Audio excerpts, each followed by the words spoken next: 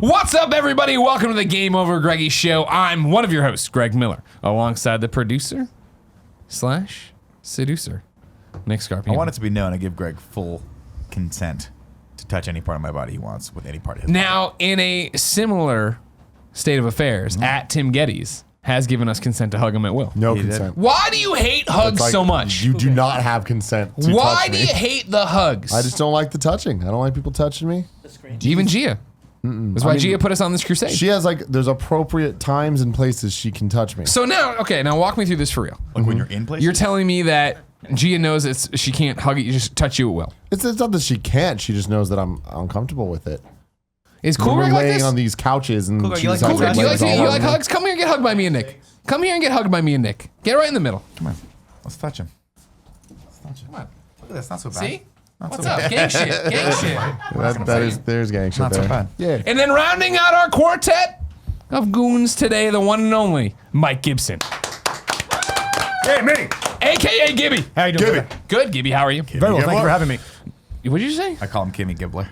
Son of a bitch. Do you get that a lot too growing up? Actually, no, I got Gibbles and chips. Gibbles. I don't understand the chips part. Because Gibbles Chips is famous out east, and I was a fat kid. So, yeah. That one went over Oh, I our thought it was head. a I know, it's an Kibbles East and Coast Bits. thing. Yeah, I thought it was a Kibbles and Bits reference too. That, well, first. then Why'd because they have the ad? Because it wouldn't it just be Kibbles? they're in elementary school kids, they're not that bright. Kids are dumb Great as point. fuck. They're Kids dumb are as Call really, me really Tim dumb. Spaghettis. I'm like, I like spaghetti. Fuck, he Fucking got us. twisted He that got shit us. on those bitches. You know what I mean? Yeah. And Fuck You know what would have been great though if you did it. You said that right, and then you unzipped one of your pockets and had spaghetti in it. And you're like, I've been fucking waiting. meatballs. I've been Just waiting for fucking this pull day. it out, how that noodle just dropped. And Okay, be like, that's gross. You That's made how you do gross. it. Yeah. That was like, but I called them all Kevin, cunts. don't You do call, like, noodle. that's fucking language. Like they call them me noodle. food I When's the enjoy. last time you think you ate a Chef Boyardee can here we of- fucking of go. The spaghetti and topic meatballs? number one. Let's remember see. this? Of 2 weeks course. ago. Really? Beetleborgs. Really? I have a 6-year-old son. Chef Boyardee is stationed in our Man, house. dude, there was a time in And my it's life. not that good. It wasn't. really It topic wasn't one? the spaghetti and meatballs. I think the ravioli. I was like, I'm really into the Chef Boyardee ravioli in the can. Dude, shout it's out to not that shit. good. It's so bad. It's bad. Do they only do beef?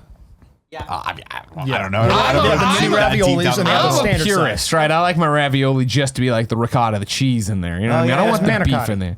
No, that's a cheese tube. stuff, That's a too. tube. Well, Where are we going with it's a different. He's right. It's a different configuration of the manicotti, but yes, There's ravioli that are It's just ravioli. cheese ravioli. It's Cheese small. ravioli. Sure. The best part of having a little kid in your house is you can have like all the shit you had as a kid before, and you get to try it again, and it's not nearly as good. And it's not just because they changed the formula. All the MSG is gone. Hamburger Helper, not nearly as good. Isn't that why everyone has kids though? So you can Play relive video your games childhood and relive through your their childhood. eyes, and then And they yell at resent you, somebody. and then Yes. you realize why you hated your dad. 100%. Yeah. Yep. So you have a 6-year-old. I have a 6-year-old son. Yep. Kevin is Kevin's got bringing the up Chef Chef Boyardee Boyardee style. right here. What are we looking at exactly? All right. We got beefaroni. We Still got the good. throwback recipe. All right. So is I'll beef say alone? I'll test to the where are the So the throwback recipe.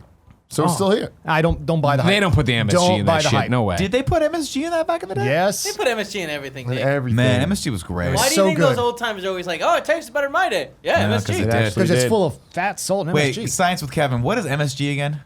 Monosodium Sodium glutamate. There it is. What is It's what is essentially that? real fancy, flavorful salt, Okay. Yeah. but with more Yeah, cancer. that's all. With And more it just cancer. fuck people up, Yeah. right? There was a show there's called tests. Beetleborgs back in the day. Here It was we kind go. of like a Power Rangers, Yeah. like knockoff, but like made by the same people, whatever. I loved it, and they had a promotion for SpaghettiOs where the outside little shell or whatever the fuck, the paper, each had a different Beetleborg theme, and if you collected them all, you got free like exclusive limited edition Beetleborg toys. Hold on, So throw it of back course I up. collected a bunch of these, and I got so fucking sick of SpaghettiOs. Oh my god. I love, hold on, the Chef Boyardee throwback recipe. Like, I'm trying to figure out what's different than the little red thing on the can. More meat, more cheese, more goodness. And you bet your ass that goodness is MSG and it's giving you cancer. Oh man. Goodness is the G in MSG. I'll remember. I'll never forget the first time I ate the spaghetti and meatballs from the Chef Boyardee. The taste of the meatballs is still with me because it's so terrible. It's so fucking bad. I can't do it. Like, I could never do it. Go growing back up. to like Guys, just real get yourself a can of SpaghettiOs with the Yeah. Franks. Yeah, Hell, yeah, yeah. Now that is still the same. So good. SpaghettiOs I did fuck with, but like when you were getting Chef Boyardee with the meat SpaghettiOs? inside of it as well. I'm sorry, Kevin Coelho from kindoffunny.com. You have a press pool question? Oh no, I just wanted to stand up for MSG a little bit. Not Thank as you. bad, not as bad as they say for your Studies body. show it's not that bad. Yes, study shows not that bad. The problem is this could be like eggs, Not where 1 that second eggs are bad. good, I 1 wanna second note eggs are bad. That on this shot for audio listeners, Kevin has finally mastered the size that he's supposed to be on the screen, so it does look like he is in fact laying on the ground in front of us when he comes on the camera. See, it actually little looks big like he's still. on I'm set a right little now. big Like, 'cause you know how sometimes Cool Greg, you'll walk in and Cool Greg will just be laying behind the LED screen, Yeah. like watching Rugrats. Yeah. and you're like, I don't man, know what want he's your been life. watching recently. Something weird. Yeah, I think he's Monster watching the House, Hotel yeah. Transylvania series He to wasn't get ready yesterday. for the onboard summer vacation or whatever the fuck the third one's I called. got it, dude. It's already out. We got to go see it. Is it already out? I think it's It out. Not felt only like is it it was out- never The going to game's come out, out. yeah. No, not only is it out, it's out in the small Empire Theater right know. down by Westport. And that, my friend, is the perfect place to see it. Maybe I'll call up Cool Greg and see if he wants to go on a date with me this weekend, like a man date. You know that he would. I know. God, wanna see it. I want nothing more than the morning show next week on Monday for be a fucking Hotel Transylvania 3 summer vacation review by Nick Scarpino. I think we and got to Cool make this Greg. happen. Yeah. Now, sketch. raising a kid in 2018, but now he's 6 years old. So raising a kid in 2012. Was there a moment where you were like, you know what? We're doing the organic. We're doing the farm fresh. We're doing none of this My stuff. wife just bought, honey, I love you. She just bought the grass-fed milk, and immediately everyone's like, me and the boy look at each other, like, no, thank you. Kevin, Yeah, yeah. She's like, I spent He's already $1 been ruined. He's already Fuck been ruined. that. Nice. It's too late. look Well, at no, how you terrible try. these meatballs look. No, in this. don't throw. This is Whoa. gross. That looks so spaghetti. gross. And I gross. can taste the slimy, like the sliminess never went away No. in these things. the sliminess is, I fucking love it. There's something about It's no one calls That's it like- good. It's just a rite of passage. Kevin, was it you that was telling me about the almond milk not being able to call itself can't milk, call it milk anymore? anymore. Yeah. Because it is no almond. So now it's almond juice. Is that what That's it's even called? grosser. No, I don't know. Have they decided on the They're official calling it name? almond juice. Yeah. That's We nut juice. got 'em. Which That's is even fucking grosser. Is disgusting. it also Is that soy really where juice? we're at with litigation that we can't call almond milk? I mean, it's got the texture of milk, somewhat of a taste of milk. The milk. First of all, it doesn't have the texture or taste. I hate when people love call it almond milk. I like love almond milk. milk. Fine. I mean, I don't ever like drink it. vanilla. but Well, it's I nut don't juice know. now. I like don't have a almond dog juice. in this fight, but I've I been will milking say Nick's nuts for a the long time. idea that they're milking a nut does sound a little weird. I would say you Hot. juice a nut. Like, don't you think juice? You get the juice Pressed nut? juices out of a nut. That's Well, how that's they get where- the almond that's where milk, we're right? at now. The almond juice. The milk, I feel like, has to come out of something that An udder. like an organic bean. A teat. Isn't that how A we teat. define A milk? teat.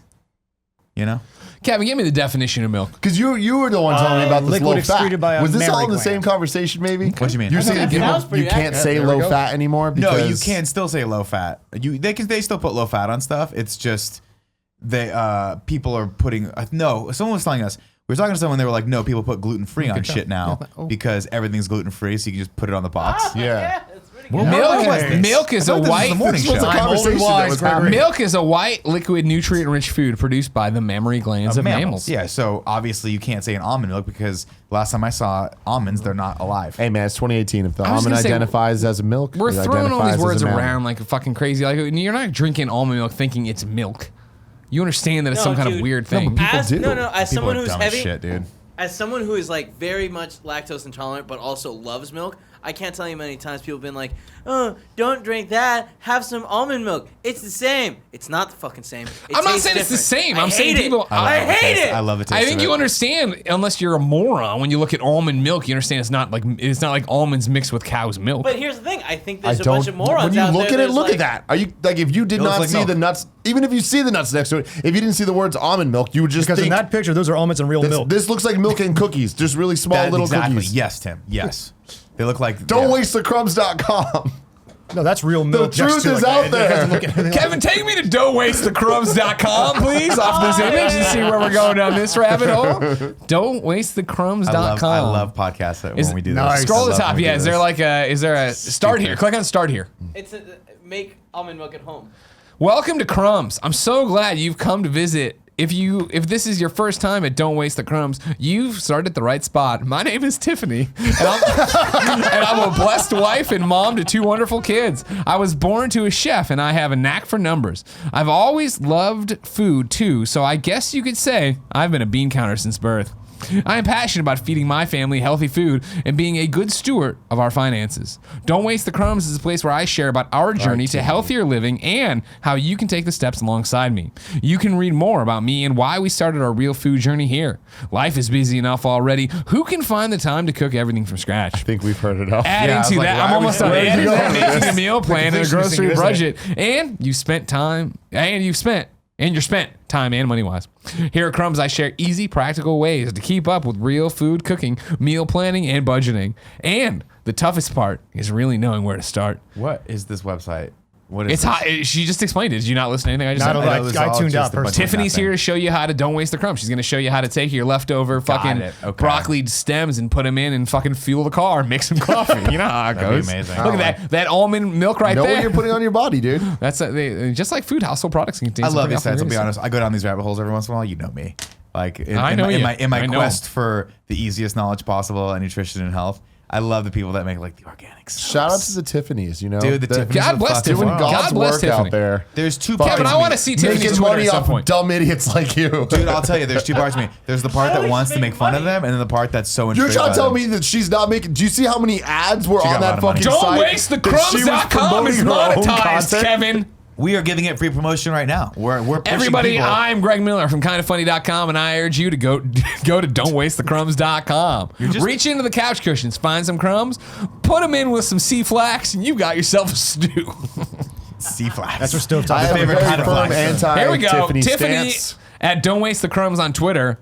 1378 followers. Everybody tweet at her and say, I saw you on Kind of Funny Vids. It's, At tripping, kind of, at it's kind of funny. tripping me out because every time She's I in just, at a California. This is an glance- easy crossover. Great. At a glance, she looks like the redheaded actress from Sex and the City. Like, I From look over- Scott Pilgrim, Allison I Pill. know. Is No, that's Newsroom. Same girl. Cynthia No. Nixon. Oh. Cynthia Nixon. Oh, is no, what no, I'm I was thinking. Yeah. I was thinking. I'm not I missing. keep looking over. I was like, All right, why I'm is dumb. Cynthia Nixon doing a Whole Foods company? Good for her, man. She, Good for you her. know what I mean? Diversify 2018. If you didn't know, ladies and gentlemen, this is Game Over Greggy show. What are you? Oh, you're showing more Cynthia Nixon here. What do we? Go back to Allison Kevin's Pill. hovering I'm over the closer. article. Cynthia Nixon, like Bernie Sanders before her, has a problem with black Democrats. Thank you, Kevin. How am I supposed to do the image, the fucking intro of the show when CNN.com is laying it out here? I don't know what to do. If you didn't know, this is the Game Over Greggy show. Each and every week, 4, sometimes 5 best friends gather on this table, each bringing a random topic discussion for your amusement. If you like that, head over to patreon.com/kindafunny, where you can get each and every episode early. How early, Gibby?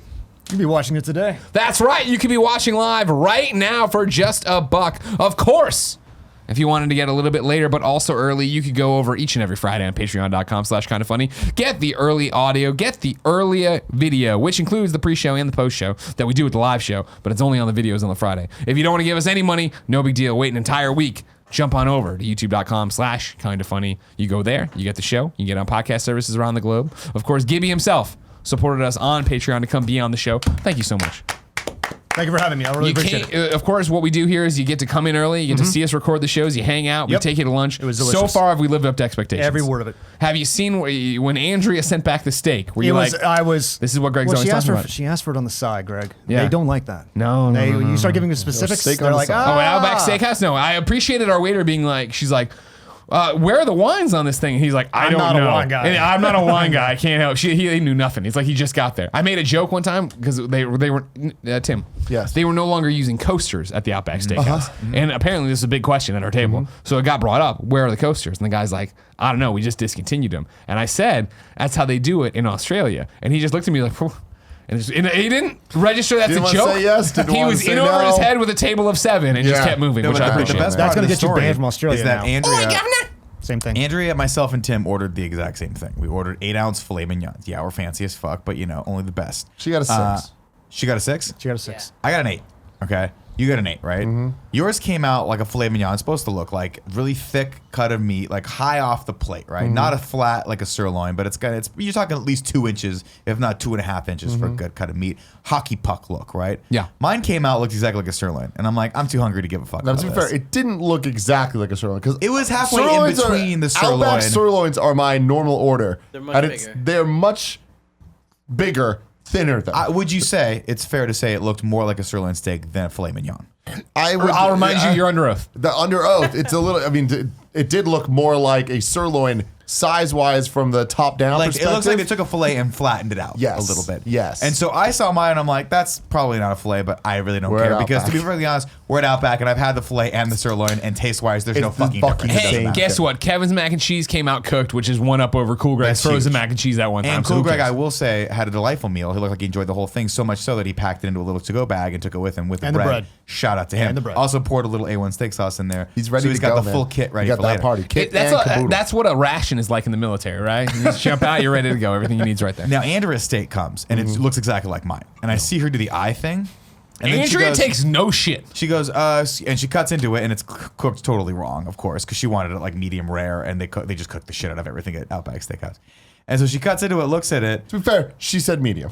Did she say medium? She said medium. Well, either way, it was like, it was cooked wrong in her eyes. I went And rare, and man, did they make those bad boys rare. They keep them mooing. God bless Outback. God bless you, Outback Steakhouse. So what's hilarious is she goes, "Excuse me, sir. I think this is supposed to be a fillet. I don't think this is a fillet based on my knowledge of." And again, this guy who's not a wine guy, also not a steak guy, and really has no answers. Really doesn't have. Oh, I'm sorry. I think that's the fillet. He's like, it looks like no, kangaroo to This is me." definitely not the fillet, right?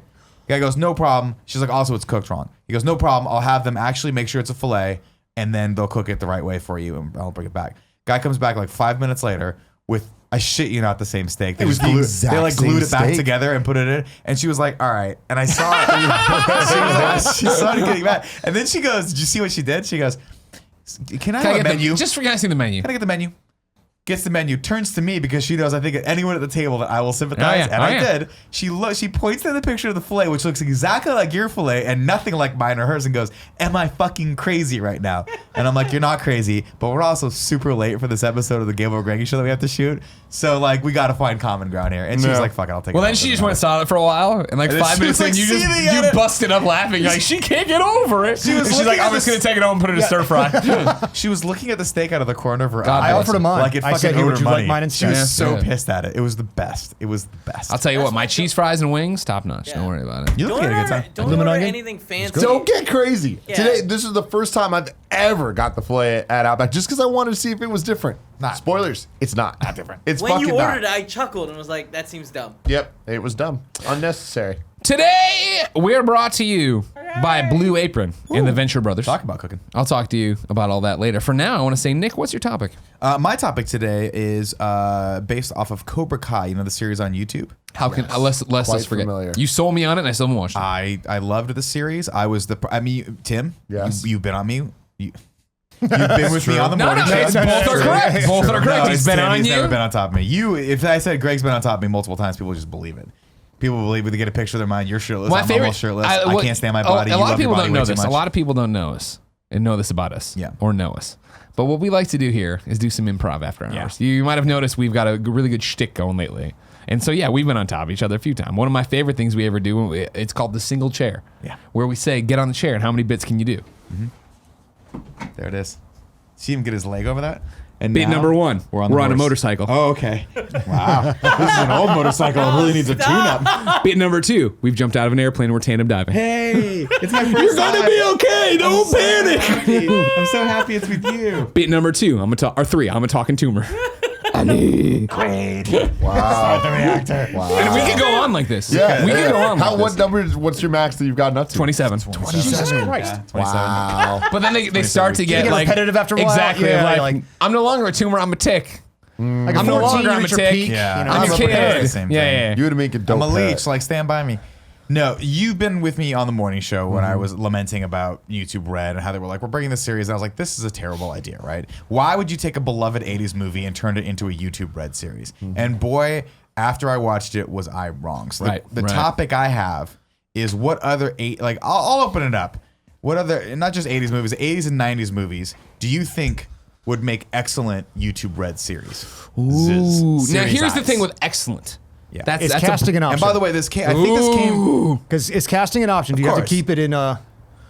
No, you do. I mean, to put it in context, and by the way, I think this came from Twitter, and I apologize if. By the way, I totally knocked this. Stole this I topic. have it in Stole this my topic from notes, Twitter. but what do you mean? Define casting an option. What does that Does mean? it have to be the original cast, or Yes. Or damn it, that doesn't work for me. Yes. See, I feel like you got to bring some people back originally. You know from what? the And cast. mine still stands then. What is it? Lay it on me. Inner Go give me- Space. Inner Space. That would Originally, I work? wanted to Dennis remake Quaid, Martin Short, hands Meg down, Ryan. but what I really wanted to do is like remake Inner Space eventually, but with I don't have a list. I wanted what's his name Paul Feig to redirect it, so you had Melissa McCarthy and Kevin Hart and remake Inner Space. Sorry about that. No, I'm just. But if you're saying Who you gets to go inside who? Because if yeah. Melissa McCarthy gets to go inside Kevin Hart, I'm in. Oh, 100%. I'm fucking in. And there That will is a be really and good there one, will be a actually. joke That is about really that. good. There will be a joke about that. She's like, I bet you this is the first time, and you fill in the blank. Yeah, Yes. perfect. And I then, like but that. if you're keeping the original cast, bring Dennis Quaid out. Bring Martin Short out. Let them have Jack Putter to the rescue and let him do all that crap. Well, all see, over here's again. the thing. Are you familiar with Dennis Quaid's son, Jack Quaid, friend of the show? I am not. He is a great comedian. He did a lot of sketch comedy on YouTube, and then was in that what is it? The show, the Vinyl show on HBO. He's done a bunch of stuff. He's going to be in The Boys, I believe. Oh, yeah. Great comic. Exactly. He could easily be Dennis Quaid's son, right? Oh, nice. And that's the thing. They've restarted the program. He's Dennis Quaid kind of looks like a catcher's mitt by this point, so... Sure. Still jacked though. Yeah, exactly. he is. No, Still got a totally. six-pack, But which he's is ridiculous. What, is the catcher's mitt? Yeah. He got me. Sorry. I kicked you. I apologize. That's not a problem. That could work. That would be good. I would love to see Inner Space, but as a Netflix series or a YouTube series. Yeah, my Yeah, but apologies. if you picked an adventure where you rat. dug these guys out of the Might as mothballs well for be whatever that. reason and go on your stupid adventure, it plays itself. Yes, and there it is. He's still fucking good looking. I don't care. Oh, He's still Jesus so Christ. fucking He jacked. looks like Cable in that. Yeah, He he looks does. like he's trying He looks real hard. awesome right there. I I love wanna his hair. He's buff up got just because of fantastic that. hair, and he's just Yeah, don't rub that in. jacked. Look at him. You think he's dehydrated? Are we showing? Oh, we are showing this. No, video. I think Dennis Quaid's has always been very skinny. He's No, just I'm talking about the naturally skinny. veins sticking out Nah, of he's his just arm like old. that. No, he's Yeah, when you get older, your No, veins but are- also there comes when your body fat I starts didn't even dropping think down. about this too. You know what's fucked up is, of course, Meg Ryan, the co-star in Inner Space. Yeah. They're actually married. Yeah. They are the Yeah, they're the they are the couple. mom and dad in real life to Jack Quaid. Yeah. This series just wrote itself. You know what I mean? Call them. That's I'll true. call Jack right now. And I want Call him 10%. right now. So we need and an I Inner just Space want, YouTube Red series. I'll take 5%. What's finder's Martin fee. Short up to? Are they still making Jiminy Glick? No, He him and just- Steve no. Martin just did that special. Yeah, they just did the special on Netflix. What's what? Who? Steve Oh, Martin. you're right. I missed that. Sorry, It's Steve about I Martin. didn't like it. Short. It was weird. I didn't like it. Yeah. I It was couldn't. way too Elise kitschy. told me, she was like, "You got to watch this. You'll love it." I watched 10 minutes. And I was like, "No." Elise has bad taste. I don't like this. Yeah, It just did not. click. Speaking of Meg Ryan, what about You've Got Mail, the series? We'll No, figure it out. no, It's a modern no, time. no, You've got no. text messages. No. That doesn't You've got anymore. DMs. You got IM. They got the Tinder now, and they got all that stuff. You've I mean, got that's the thing. Tinder. It's, You got it's swiped. Tom Hanks You and got Meg matched. Ryan's daughter trying to make it in a workaday world. Just a small town girl. An app thing. What'd you say back there, Kev? You yelled something. Why does it always have to be the kids? Is what he said, which is a good point. I mean, Which 'cause is that's- why I what do you want it nominate to- oh, God. Goonies. I was gonna say. And now here's Goonies. the thing with Goonies. It's like This this is great. wouldn't fucking work. I want a bunch of different kids, different groups of kids Yeah. that have heard about the legacy of Goonies. these goddamn Same When I town, live though. out. So you tied in the same town, right? Oh, the same town of Portland, Oregon, Astoria, wherever it was. wasn't Was it? it Seattle? Yeah, I wouldn't wouldn't want want to Astoria, start there, Oregon, though. was it? Story as Yep. Oregon. Yep. Yeah. I'd want every episode being a different group of kids that have Interesting. heard about these my- Goonies. Yeah. my And question is, can then we- eventually build up to having the reveal of some of the original What are the Goonies. different groups of kids doing? Who cares? This show's gonna fucking suck, right? No. No, he because just said again, his thing was it has to be Cobra excellent. Kai. Excellent. Not Yeah. just good. I Excellent. don't know that there's many options that can work. I think that the, was I a think the Goonies fluke. could. I think the Goonies could really work, and I think the reason it could really work is because one of the things that the Cobra Kai people did was they were like, "Look, we get it. Right? We understand. We understand all of the criticisms people are going to render against this. So let's embrace that and let's turn it on its side." And they really did. They had fun with the characters. They had fun with the themes, and they infused a ton of heart and a ton of like realness in this series. I think you could do the same thing with the Goonies. I think if you had a new group of kids who were growing up in the same town, you could come at it from a different angle and still tell a really cool story. And also, it's like, it's treasure hunting. You got them out in the woods for a while. That's not expensive. Just get them out in the woods. That's for a the biggest while. thing is you have to keep your effects budget in control, In right? check, yeah. exactly. Because exactly. you only have like, judging based off of the production value of Cobra Kai, $15 to $20 per episode. Wow, Yeah. that's not spend. much. That's not Okay. much. It's not a lot. I'm pretty sure Ralph Macchio's like, I'm not doing anything. Just come over to my house. We'll film. It's fine. They filmed all his shit at his house. That was pretty much it. In a parking lot for the Rust. Yeah, exactly. William Zabka, not doing anything. They were like, "What are you doing?" He's like, "Nothing. Literally nothing." Nothing. He's Come like over to my staring at the house. wall until they Give me call. something. Yeah, And there was a that few was guest it. spots on How I Met Your Mother, and that was Yeah, it. exactly. Who's good on that? My Yeah. pick is Sacrilege, of course. And it would never happen based on a whole bunch of rights and things like that. Yeah. But the one I would want to see is Back to the Future. Oh, Back to the You know what I Future would be mean? And I great. know that Bob Gale and Spielberg, they're like, never doing anything else with it. It's written into the will that the kids get the IP rights, but they can't make another one and yada, yada, yada. They made a video game. They're willing to bend, right? I feel like you do this here where, again, Kevin's like, why is it always got to be the kids? Because we got to keep the original cast and nobody wants to see old people do anything. So what it is totally that. Michael J. Fox and the kids are there. We have what do you got for me, Kev? I just think it's funny when it's always like the same family. Like, you move on. Yeah, I don't fuck with Just it. It's like redo tattooing over and over. That's why shit's the rule bad was we can't sometimes. redo it. We have to have the original cast involved. They can be involved. They don't need to be the parents. They Yeah. don't need to be. It's not like, They're not hey, like they're that. gonna do I the feel exact like same thing Goonies, again. you bring in Sean Astin, you bring in Josh Brolin, you got two people there that Feldman's are still around, right? He can huge, come right? do it. Which one? Corey Feldman? Corey Feldman. Yeah, we're not gonna want to. Yeah, he's Is hurt Data right still we're around? gonna want to keep. Data's still around, probably. Yeah. Chunk? Chunk, yes. Chunk is definitely still around. Yeah. Really? What's it? Yeah. Why do you say that? He's dancing at football games. We were just told a story recently. Someone we know. Who was it? Makuga, maybe? That's a cop. That's No, cop car in I our think it was siren. Ben Silverman. Ben Silverman. I met him. Okay. Yeah, He was we know Ben he was telling me all about. He went to college with Chunk, Holy shit! I didn't know. and this. he would do. That's Chunk right now. yeah, Jeff dance. Cohen. Yeah, Yeah, dude. no. Kevin, show this. Chunk grew up and he looks good. What else has he been in? Nothing. Nothing. Surveillance, apparently. The Living Century. He was a producer I'd on. love to interview this guy and be Is like, that what it? was your life like after Goonies, and then like what happened? Goonies is just like there's a franchise there. It's so crazy that Goonies, for as iconic as it is just one movie and one video game. Well, don't worry, it's gonna get ruined. That's it. And the video That'll be wasn't the video game bad, like really bad. Goonies though? 2, yeah, it was not Goonies good. 2 was dope. That was it good. Goonies 2 was good. Goonies 2 was good. Goonies 2. Goonies 2. Goonies 2 is the Goonies. video game, right? Yeah. I watched Gooney Tunes. Yeah, Goody Yeah. Tunes. Yeah, Yeah, it was good. Yeah, they'll definitely reboot Goonies at some point. It can't be far off. I would say in the next 7 years. You have a They new did. Goonies. It's called Stranger Things, and it's Great point. I mean, Great that's point. they did that. They took the spirit of it and then just mixed it with all the other stuff. That's See, very the solid thing point. I like Make about a both solid of point. these, and like I'm seeing a little bit more with Back to the Future. Obviously, this will never happen because for all the reasons that Greg just listed.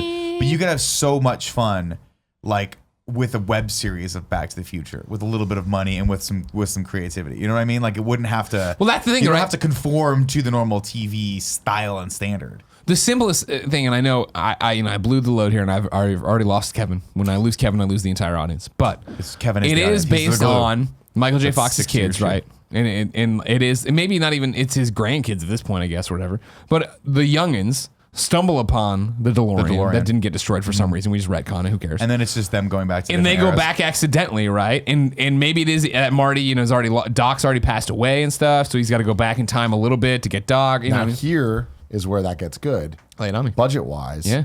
they can go back to one of the other movies. just 1955. use all the footage. footage, yeah.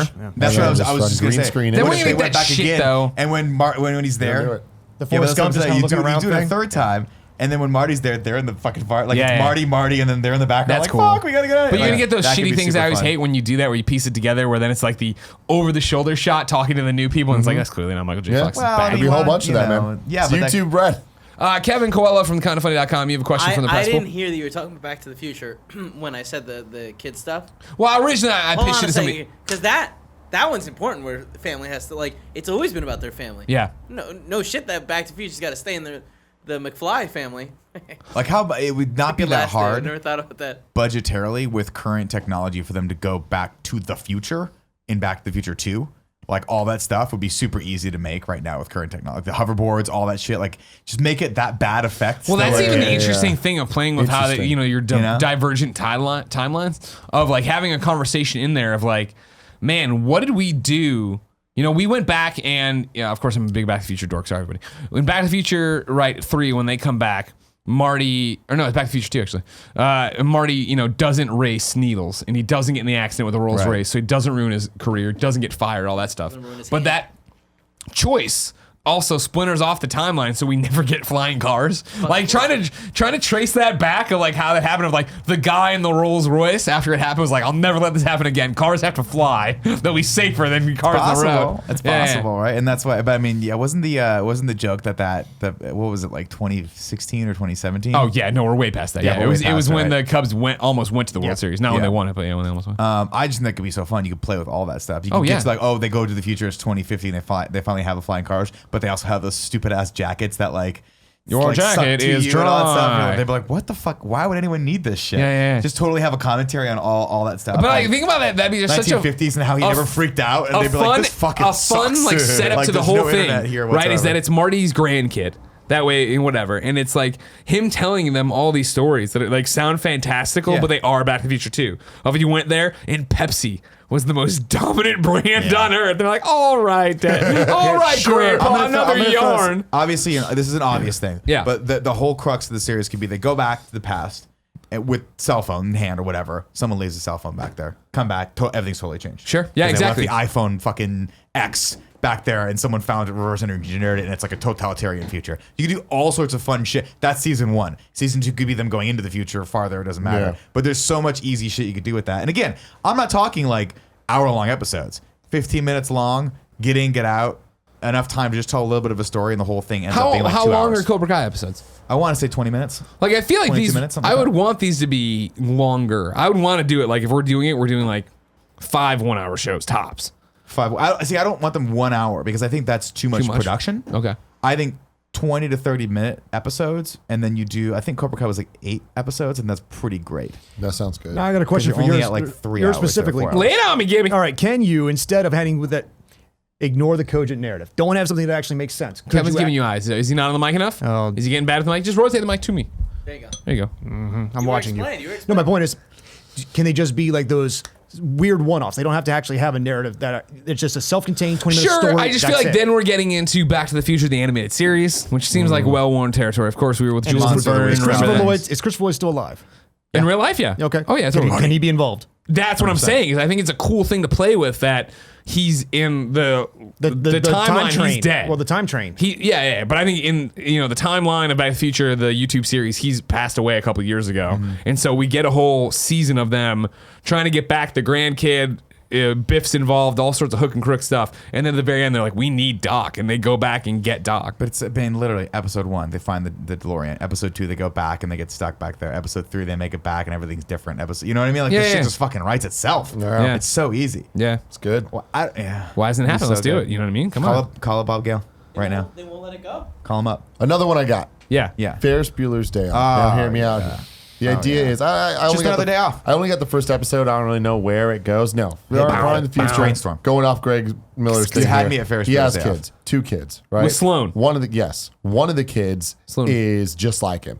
Troublemaker, getting all types of shit. Now he needs to deal with it. Yeah. He's like, oh fucking This goddamn. kid sucks. The other And kid, it's like, you can't outfox me. I'm Ferris fucking Bueller. Exactly. But he keeps outfoxing me. He's always he's the, not in an asshole way, Mr. Rooney, but he's like the Mr. Rooney. Not the pedophilia part, but the part of like, Yeah. that's real. Not That's the part- real. not the That's part where real. He Yeah, he literally did decides good. I'm going to break and enter into one of my students' houses, which is totally fucking against the law. It was the And 80s. at no It was point 80s did he in ever Chicago think- suburbs. It was a Like, different what was time. his fucking plan? Gotcha, motherfucker! You just broke into my house. You are going to jail Ferris for Bueller life. I might shotguns get him. suspended. You're going to jail. yeah. Bow, bow. I got your DNA all over the Anyways, fucking place. This I'm is sorry, good you were going DNA. further. The other kid is Goody Two Shoes. Like will Gene- never the genie character. Yes. Yeah. But the thing is, he relates more to that one Yeah. in his later age. But that one wants nothing more than to be what he used to be. Telling you So he right just now. keeps talking to him, like, Dad, tell me the stories. Ferris keeps telling him, but then the other kid wants to hear the stories. Like, I can't be telling you this shit because No. I'm just egging you on. There's something there. I You like it. you are nailing the dynamic of Cobra Kai. Now, what if I were to tell you in Cobra Kai? Tell me, Nick. Oh, God, That, is you this know- did we just watch into an infomercial for Cobra Kai? What if I were to tell you that in Cobra Kai, Daniel LaRusso's character, what's his name? Ralph Macchio's character, Macchio. Daniel LaRusso, ends up training Johnny's kid. I'm into it. And Johnny ends up training this nice kid that dates Daniel LaRusso's daughter. Is the next Karate Kid involved at all? Not at all. That's Not at all. no Hilary mention of Swank, it? Not even invited. Well, $1 Million Baby was a spin-off to that, right? Yes, correct. Actually, no. The one where she was. Oh, that's a bad joke. I'm not going to make that one. I can't remember the name of the movie anyway. Boys Don't Cry. Boys Don't Cry. No, Boys Don't Cry You're was going in with that that one, same aren't you? universe, but that was just that's. Don't worry about it. Oh, she's transgender in that, right? Yeah. Okay. It was a dumb joke. Yeah. So you're nailing the idea of like, cool. That's a perfect angle for it because the kid that's not the rapscallion, the kid that's not trying to break all the rules, he relates more to that kid. And That's funny. the other kid's the problem. No. And it's nice because with Cobra Kai, I think what they were able to do was they were like, what would this situation be like now with our modern sensibilities, with society being where it's at? Like, how would we look at these kids more? Is Johnny just this fucking asshole? Like, is he this stereotypical fucking asshole, or was there some past trauma that happened to him that we can sympathize with? Which is what happens in Which Cobra is Kai, exactly right? what happens, right? You see his upbringing where he has a stepdad's a fucking asshole who like is super abusive to him, and the only place he feels where he has control is in the dojo. And then of course he meets this other guy who is the head of the dojo, who's like, if you do this, you will be in control of your life. And he goes, cool, I'm gonna follow suit. But he's a kid, young and impressionable, and he gets fucking indoctrinated delay. into this thing. And it's really, really cool. So I think the Ferris Bueller's Day Off could work. Definitely work. You guys are nailing this topic. You know how sometimes my topics suck? This is a good one. You crushed it. This is a really good one. Here's what I want to bring to the table. Which one did go you for it. pick? I didn't actually have one. The only one I was thinking of was like there's a movie called The Last Dragon, which I would love for them to remake. I am the last dragon. That Like one. it's such a weird, fantastical, like you could do anything with it. You want that Kung to be fu a movie. YouTube show, though. Could be a fun kung fu. I feel like that's where it gets clunky when you got to start using a lot of computer generated stuff, right? Well, That no. doesn't- Again, remember they just do the same effect, and that's super easy to do with I After think, well, Effects. if you're using- Plus, how many YouTubers do kung fu? It's pretty easy to grab a couple of them. Like, 'Cause your just other flip a answer little bit here and there. Right Yeah. Wait, The is other The is Last Tron. Dragon not the one I'm thinking of? The Last Dragon's the one with Bruce Leroy and Shonuff. Yeah. Okay, so I was thinking of, remember the Sean Connery one where he goes, I am the last dragon. That's Dragonheart, I think. Thank you. That Yeah, then no, no, yours no, is no. much Dragonheart, easier that's to make than also mine. the Randy Quaid. I was like, how are we going to Dennis make Quaid. one graphic? The Last for Dragon. a- The Last Dragon is a movie. Barry Gordon's The Last Yep. Dragon, and it was a kung fu movie set in like Harlem. And he has to, and this is the kid who's been training kung fu, and he's like he loves Bruce Lee, and he's training in the same Blast system. of his kind. And the there's best of the best. there's like this theory where if you get to the end of this circle of training, you develop this power that like I forget what it's called. The glow, I think is what it's called. The glow, that's and he right. has to that's fight. right. He has to fight the bad guy who has also developed the glow, but his glow is red and Barry's glow is blue, I believe. And it's fucking yellow? awesome. Just, Might be yellow. just because of my love for these type of movies, did you ever watch No Retreat, No Surrender when you were a kid? Fuck yeah, I did. The, The one movie where ghost of Bruce Jean-Claude Lee- Van Damme was the bad guy? Jean-Claude Van Damme was the villain, yes. Great movie. Also, Best of the Best would make an awesome series. I will watch that movie right now. Actually, Best of the Best is the fucking answer. Oh. The story of a fucking U.S. Olympic karate team trying to Spoilers, take over the they Koreans. lose, and No, it's the Taekwondo best team. loss ever. Yeah, they fucking lose, and it's great. Spoilers. I said Tim was going to spoilers. watch Yeah, it. You gonna go tonight. back and more watch to the throw Eric out there? Roberts classic? Yeah, I do, but it's in a different vein. Kind Hit of same idea. I don't know if you guys know this. I've kept it under wraps. I haven't made a big deal about Ghostbusters, it. isn't it? I'm the star of the Ghostbusters World, video coming up here eventually. And I went down to Sony Studios. I shot it there. I did saw the this great- commercial. How many tries? How It's many no takes big was deal. that? I crushed it. Really? Don't worry about Don't it. lie Yeah, to me. Don't worry about Don't it. lie to me. It wasn't that Greg's many takes, professional. honestly. Yeah, it was mainly in front of the Ecto one where I couldn't see my mark and I kept not getting centered enough. They had to reshoot that. Oh, one I a want bunch. all that Oh, you're footage. using Hollywood Yeah. talk. Can you get all the Your footage of mark. you just walking just barely past the mark? We'll do a cut. like Was a it one of you CR cut. tripping over Ecto 1 just so you No, could I never touch it? tripped, no. Just so you could like, My oh, favorite thing, Ecto. I mean, this should probably be a topic one day to itself, if me going out and doing this Ghostbusters shoot. But they at one point were like, all right, cool, like we want to shoot, and they were trying to do all these different things for We should do that when it comes out. We'll do like a rewind on it. You Very can tell us smart. all the stuff. Here's the one story I'll give you though, is that when I was eventually the scene that would become me walking in front of the Ecto one and delivering a bunch of lines or whatever, they wanted to shoot it from a different angle, and finally I was like, well, like I've done this thing where I'm like walking along the car, why not just walk, finish there? And like, oh, that's a great idea, and it was one of those things of like me taking off the proton pack or have the proton pack resting, and everyone there very respectful of the Ghostbusters franchise, but there was me and one gentleman from the Southland Ghostbusters, and like the fucking official. These guys are like awesome. the legit ones, right? A lot of the stuff I'm wearing in it is his stuff. When I Like came out in my stuff, and he's like, "Cool, do you want the real elbow pads, the real belt?" I'm like, "Yeah, okay." Like if this was a motorcycle yeah. gang, these guys would be the Hell's Angels. Yeah, exactly. And so like, Minus all the fucking eventually, racism and horrible shit. yeah, they don't beat people with pool cues and kill people at Rolling Stones concerts. Right, fair point. But That you know of. Exactly. Allegedly. Because if they did, that would be proton pack. Fucking- Neutrino 1 right at the nose. It's the Rolling Stones at AT&T Park, and the Ghostbusters are out front killing people. What a fucking weird story. That's true, right? They Yeah, actually yeah, yeah. hired Hell's There's an Angels. awesome documentary about one that. was it? What's it called? recommended it. Altman? Like I think it's like Altman. Altamont. Altamont. Kevin, Google that with Rolling Stones documentary. It's You'll find Altamont it for sure. Okay. Well, no, I Yeah. mean, but I don't remember the title. I think it might be like What happened, Elton? Doesn't matter. Kevin, look into that. Let me know. Walked in front of the Ecto 1. Oh, that's a great idea. We should do it there. And then it was this thing of like, oh, we'll have the proton pack off because you're tired. You're delivering this whole thing about how you're tired. I'm like, great. And they were like, what if we put the proton pack on top of the hood of the Ecto 1? And everybody started to consider it. And me and the other guy were like, no. We can't. It'll scratch. We can't.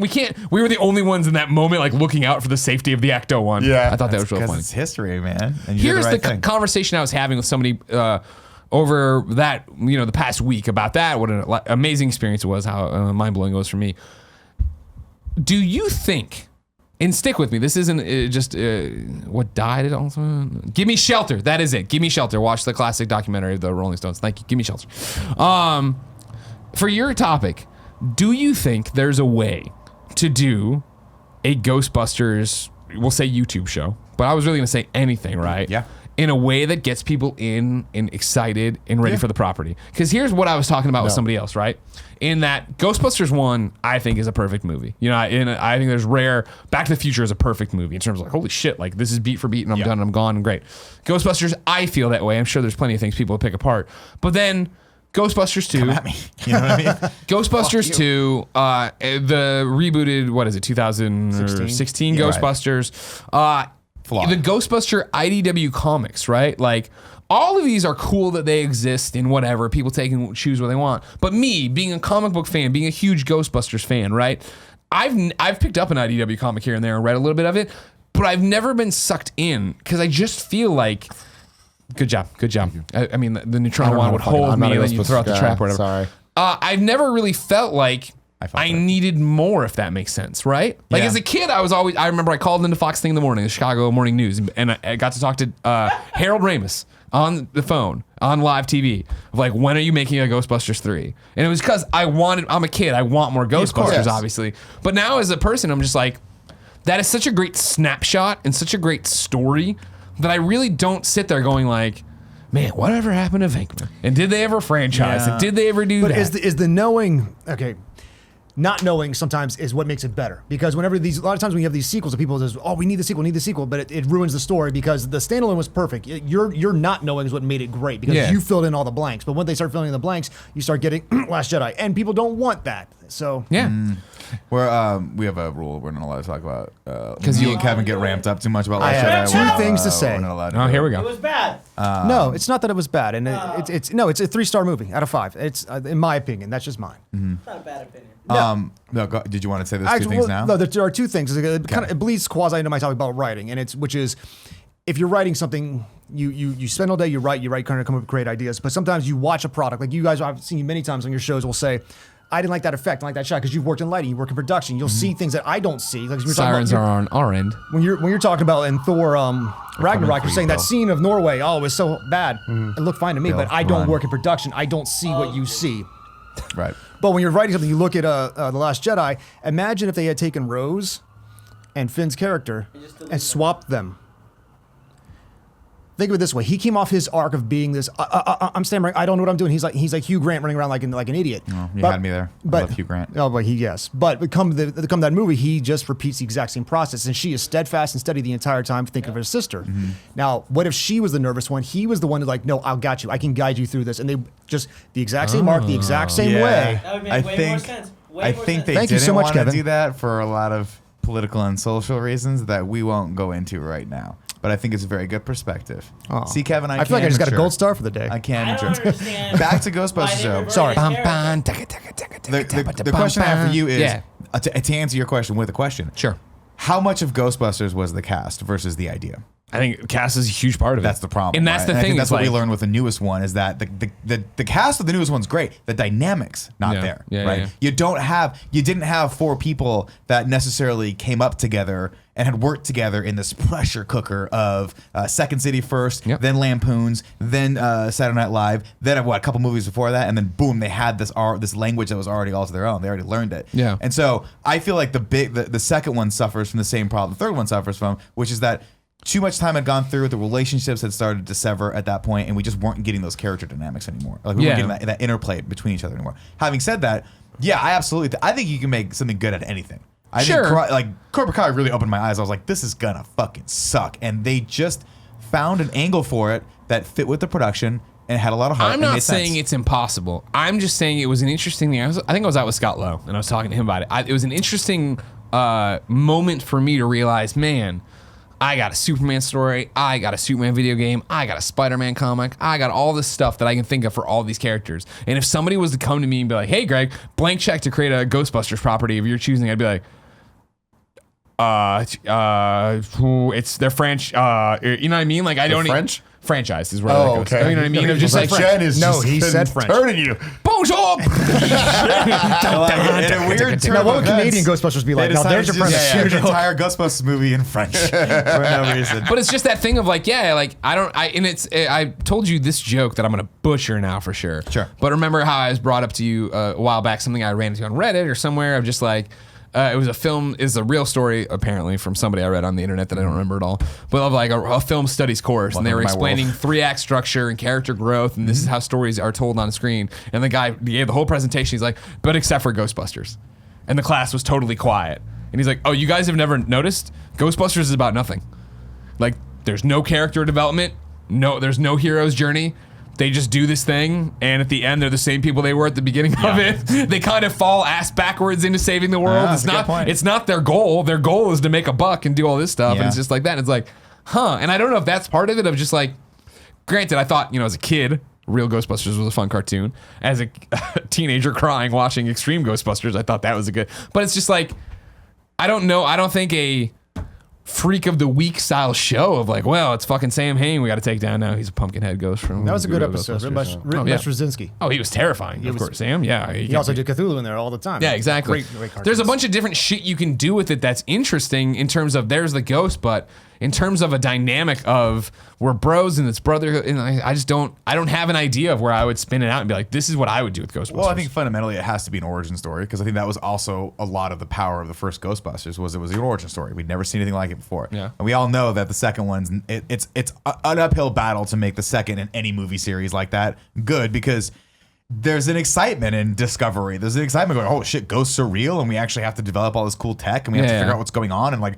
are we gonna win this thing? This is like a seemingly insurmountable goal, right? Second one, you're like, well, we just fought Zool, and now Vigo, like, that doesn't seem like he's that much more tough than Zool, and we fucked Zool up. Well, Zool's the minion of Gozer. Gozer is really who they fought, but yeah. I'm sorry, Gozer the Gozerian. Yeah. Good evening. You know what I mean? Like, but so yeah, it's tough, but I think they could do it. I think you can bring a new. I definitely think someone could. Don't get me wrong. I'm not saying I'm the end all be all. Right. I just find it interesting that as a guy who owns the Proton Pack and all the stuff and loves dressing up as a Ghostbuster and can't wait for Ghostbusters World, the video game. They're not paying me to say that. The game actually seems like it's gonna be a lot of fun. I'll talk about it on Gamescast. Remind me. I just find it interesting that I'm not like, here's what I would do. Here's what I would make them do. You know what I mean? Like, I thought it was interesting. I thought it was interesting, the idea of like, for one of the many Ghostbusters 3 ideas you ever heard kicked out, right? Of like, Venkman's dead and now he's like the Slimer character. And it's like, that's actually kind of interesting. You know what I mean? Of like having the guy from Monty Python, whose name I can never remember, who's Headless Nick in Harry Potter. I always thought that was a cool thing. You know what I mean? Of like having that float around. Like, that'd be something fun to toy with. Character's really sad too when you learn more about him. I don't read the book, so I just didn't get to, see him on the thing and be happy with it. I got a super off the wall one that's not going to be a popular opinion. Correct. Pokemon. Super Mario Brothers the movie. Oh yeah. Turn that thing into a fucking series. Now here's the thing. That movie, is it trash? Do we have to get absolutely? Bob Hoskins passed, didn't he? Yeah, he did. But John Leguizamo. John Leguizamo, the star of that movie. I'll tell you one thing right now. Every Italian named Mario has a cousin Mario. Just bring him back in. Everyone. I got a cousin. I got like 4 cousin Marios. But just keep cycling them in. The thing is, I brought this up on the morning show a couple months ago, but I watched this like behind the scenes documentary that people made of the making of Super Mario Brothers. Oh yeah, you said this is awesome, right? It's super fascinating and super fucked up. It went through like 5 different directors and like there's some real fucked up where's stories. this? I want to watch this. I saw it on YouTube, and it's like it has a bunch of behind the scenes interviews with people. The script wasn't done as they were shooting, That sounds and about right. it got like totally rewritten multiple You're times. kidding me. As they're going, but there was certain things that they're like, we know we want to do this, and like when you look at especially a lot of the production design stuff, like that movie has a fucking cool look and vibe to it, and the city they create, like what the Mushroom Kingdom is. Yeah. It's absolutely nothing like Super It's Mario dark as Brothers. shit. Probably It's shouldn't twisted. be Mario, but it's like it is really Well, a dark, gritty take on Mario. But Wasn't the thing that like there was someone who was trying to make a movie and they couldn't get the movie, then they got Mario and they just made it. no, it's not that. No? Like they That's decided called Cloverfield, to and they've done that? to make the shit for Mario, but like the cars with the 91. electric things like buses have and all this shit, just like the look that movie had with the fungus everywhere, and like all the people being turned into the toads that were like all weird looking. I just think that there's a lot there in that world that could be cool, and I feel like if people that wanted to make that good in 2018 put their minds to it, What year is it? they can make a dope ass fucking world out of it. This was 93. 1993. Yeah, You know what's 93 movie. fucking hilarious? And this is how bad a video game. This is how bad of a video game fan that I am. Oh god, here we go. I just fought back to when I was trying to make a joke about how we should say Mario's last name is Scarpino so he could be one of my friends. And you guys were like, no, his last name is Mario. Which makes way more sense now because they're the Mario brothers. Well, yeah, that's Yeah, his name's Mario. I mean, that came literally from this never movie. occurred to me. because it's not real. Really? Yeah. Okay, I don't feel too stupid. then. They've retconned that. They Yeah, said I always publicly. thought because that- that literally was just from this movie that they. Yeah, but then why do they call it the Mario Bros in the original video game? Nobody thinks about these toys at the time. They make a lot of different goofy ass toy shit for kids. Nobody's thinking about Pull it up, Kev. 70 years from now when everybody's religion's based on it. Just pull this up. Wow. The gaming historian one.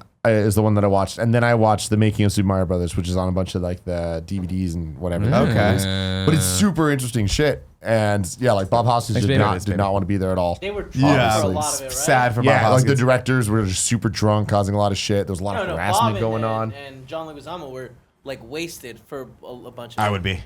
They were just But drinking I'm unprofessional. heavily. Anyway, I think that there's something there because the taking Luigi and giving him Daisy and not focusing on Toadstool and Peach and all that stuff. Like there was a lot of cool, interesting calls they made there that I feel like they can turn into something that's good, even though the original thing was really fucking bad.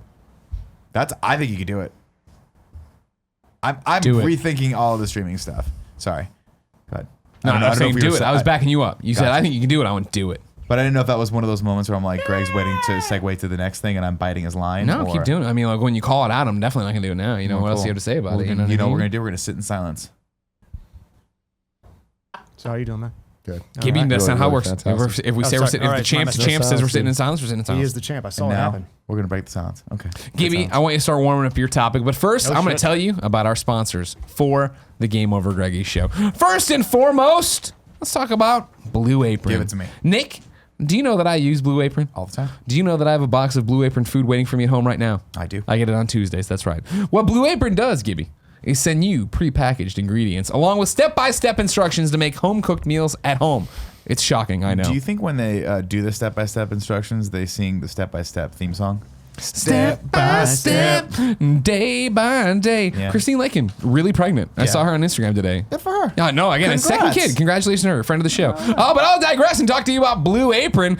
Skip meal planning and get straight to cooking with Blue Apron. Experience the joy of summer with our favorite grilling recipes. If seared chicken and tangy barbecue sauce and juicy cheeseburgers with spicy slaw, don't make your mouth water. Check your pulse. But for real, we like Blue Apron a lot. I use it all the time. You know that. They're going to give you a bunch of grilling options for the summer. These are quick and easy recipe options. They are chef-designed recipes, and you can get right to it. You can go check out the new menu. Get your first 3 meals free at blueapron.com/Greggy. That's blueapron.com/Greggy to get your first 3 meals free. There she is, tossed up. Christine Lakin. From Step by Step, friend of the show. Of course, she's been on the Game Over Greggy show before. Very pregnant. And I imagine she likes Blue Apron. Because, of course, it's delicious. It's easy. It's fun. I love cooking with Blue Apron, as you know, mainly because I pick the things ahead of time. I come home, I learn new stuff, and it's just easy because I can sit there and go, do. Now I'll say this. Your plating skills gotten very good. Thank you. I've been Very working good. on this for a long time. Hashtag cooking with Greggy. Instagram.com/GameOverGreggy. Yeah, whatever that beef dish you cooked the other day where you Last sliced night? it up. Yeah, oh my last gosh, night. that's seared steak, and Little- that's little and I'm crumble. not. And if I'm lying, I'm dying. Like a lot of that is from looking at the Blue Apron recipe and figuring out how to do it, and that's what I like about it is I learn new things and get to apply to dishes that I were already going to cook or do something different with. There it is. But last night I did hang it out there where I just put the skills. I was like, oh, steak salad's what Jen wanted. Went in the fridge, pulled out a cabbage, spinach, carrots. Got in there with a balsamic vinaigrette. Got some olive oil going. Seared the steak the way I Your wanted little it. crumbled cheese on top. I of did that thing, feta. noticed as well. I did do some the feta. Feta's like, amazing. Feta's just the friend to all. It's the cheese, gift that you know? keeps on giving. It really is. Speaking of gifts that keep on giving, Greg Way, Venture Brothers are back. Has anyone here at this table watched Venture Brothers? No, but I should. Have not. Every episode. Thank you very Every much, fucking man. episode. Many times. I want to. It must have been in college, post college, or whatever. But Venture Brothers was awesome, spending and like it 10 is years now. awesome. Yeah, it Exactly, continues. it's still going, of course. But I mean, to sit there and remember, like Dr. Girlfriend, the first time she did anything, when you figured out a little bit about how the actual Venture Brothers were like clones of each other. You know what I mean? I don't want to spoil it if you haven't watched Venture Brothers. You one need of to those check it things that, out. like it's beautiful, and every season gets a little more, but it just gets better every season. And it's funny, I of course worked with Adult Swim at San Diego Comic-Con, did a Pool Panic live stream with them, but the lead into us was a Venture Brothers premiere. And to watch that, the show still holds up and it's amazing. It's coming back Sunday, August 5th at midnight on Adult Swim. Of course, it's a brand new season of the critically acclaimed animated series, The Venture Brothers. And it's of course got Hank, Dean, Rusty, Brock, and all your friends, including the Monarch, Dr. Mrs. the Monarch, and so on and so forth, because there's hilarious people. Watch Team Venture attempt to save their frozen butts from the icy chill of organized villainy. Laugh along with America's favorite family of super scientists collides with inescapable agents of their downfall. Learn along with the boys on brand new adventures, because that's what they do, and you're not really going to learn anything because it's hilarious. Of course, like I said, it premieres Sunday, August 5th at midnight ET/PT. If you're in Central Time, that's 11 p.m. I'll let you know, on Adult Swim. Go Team Venture. Of course, if you want to keep talking about the Venture Brothers, head on over to adultswim.com. You can get there, learn about them, see some new stuff. The Venture Brothers premieres Sunday, August 5th at midnight, ET/PT on Adult Swim. Gibby, Yes, sir. you paid a lot of money to come here. Thank you very much for that. Yep. You said it. You said it lived up to it. You said it lived up to it so far. You can't take it back. What's your topic? Greg, my topic is writing. Writing. Writing. Would it be because you wrote all these books? I'll get there. Let me tell you a story. I apologize. Oh, no. All right, no, Hide the God. books. Okay. No. It's fine. They're hidden. So, 20 years. I was in the Air Force. 20 Thank you for your service. No, but thank you. I know. I did it I did it for my reasons, and I love people and I just want to take care of them. Anyway. Sure. So, 20 years in the Air Force, and all my life I've been a little bit of a writer. You write a little here, you write a little there. Sure. You know, you want to write comic books, you want to write movies, you want to write books. You know, because these are the things you consume. But every time I tried, really bad. You're just really not good. This is terrible. It's like you read it back to yourself and like, wow, I'm a fucking child, and throw it over your shoulder because like that is no one would read this, no one would like it, but you don't stop because you have the bug, you have that itch. Yeah. You know, you got to fucking do it. So and also I'm a really bad speller. You went to journalism school? Oh, God. I I was mean, I'm at- only good because of word and spell check. So I got the little red squiggle. Tells me everything I need to know. Oh, and yeah, my, yeah. and my Squiggle's wife, my best Valerie, friend. I love you. Valerie, yeah. Shout out to Val. Shout out to Val. Val is Val. she has her master's and she is my first line editor. She's like, well, you're getting better. I'll pat you on the head kind of At thing. least you're better than Nick. So okay, who remembers that movie Shakespeare At in Love? spelling. I remember Shakespeare in Love. Nick, you remember Shakespeare in Love? Yeah. All right, What's his name? Not Ray Fiennes. His brother. Joseph. Joseph Fiennes. Joseph Fiennes. Who's in The Handmaid's Tale? And Yeah, it's like really super good. disturbing. Shout out to Hulu. I've been loving that more and more. Yeah, So yeah. my point is, in that movie, there's specific scenes where he's walking around. There's like all these lines here that are like from all his famous plays, right?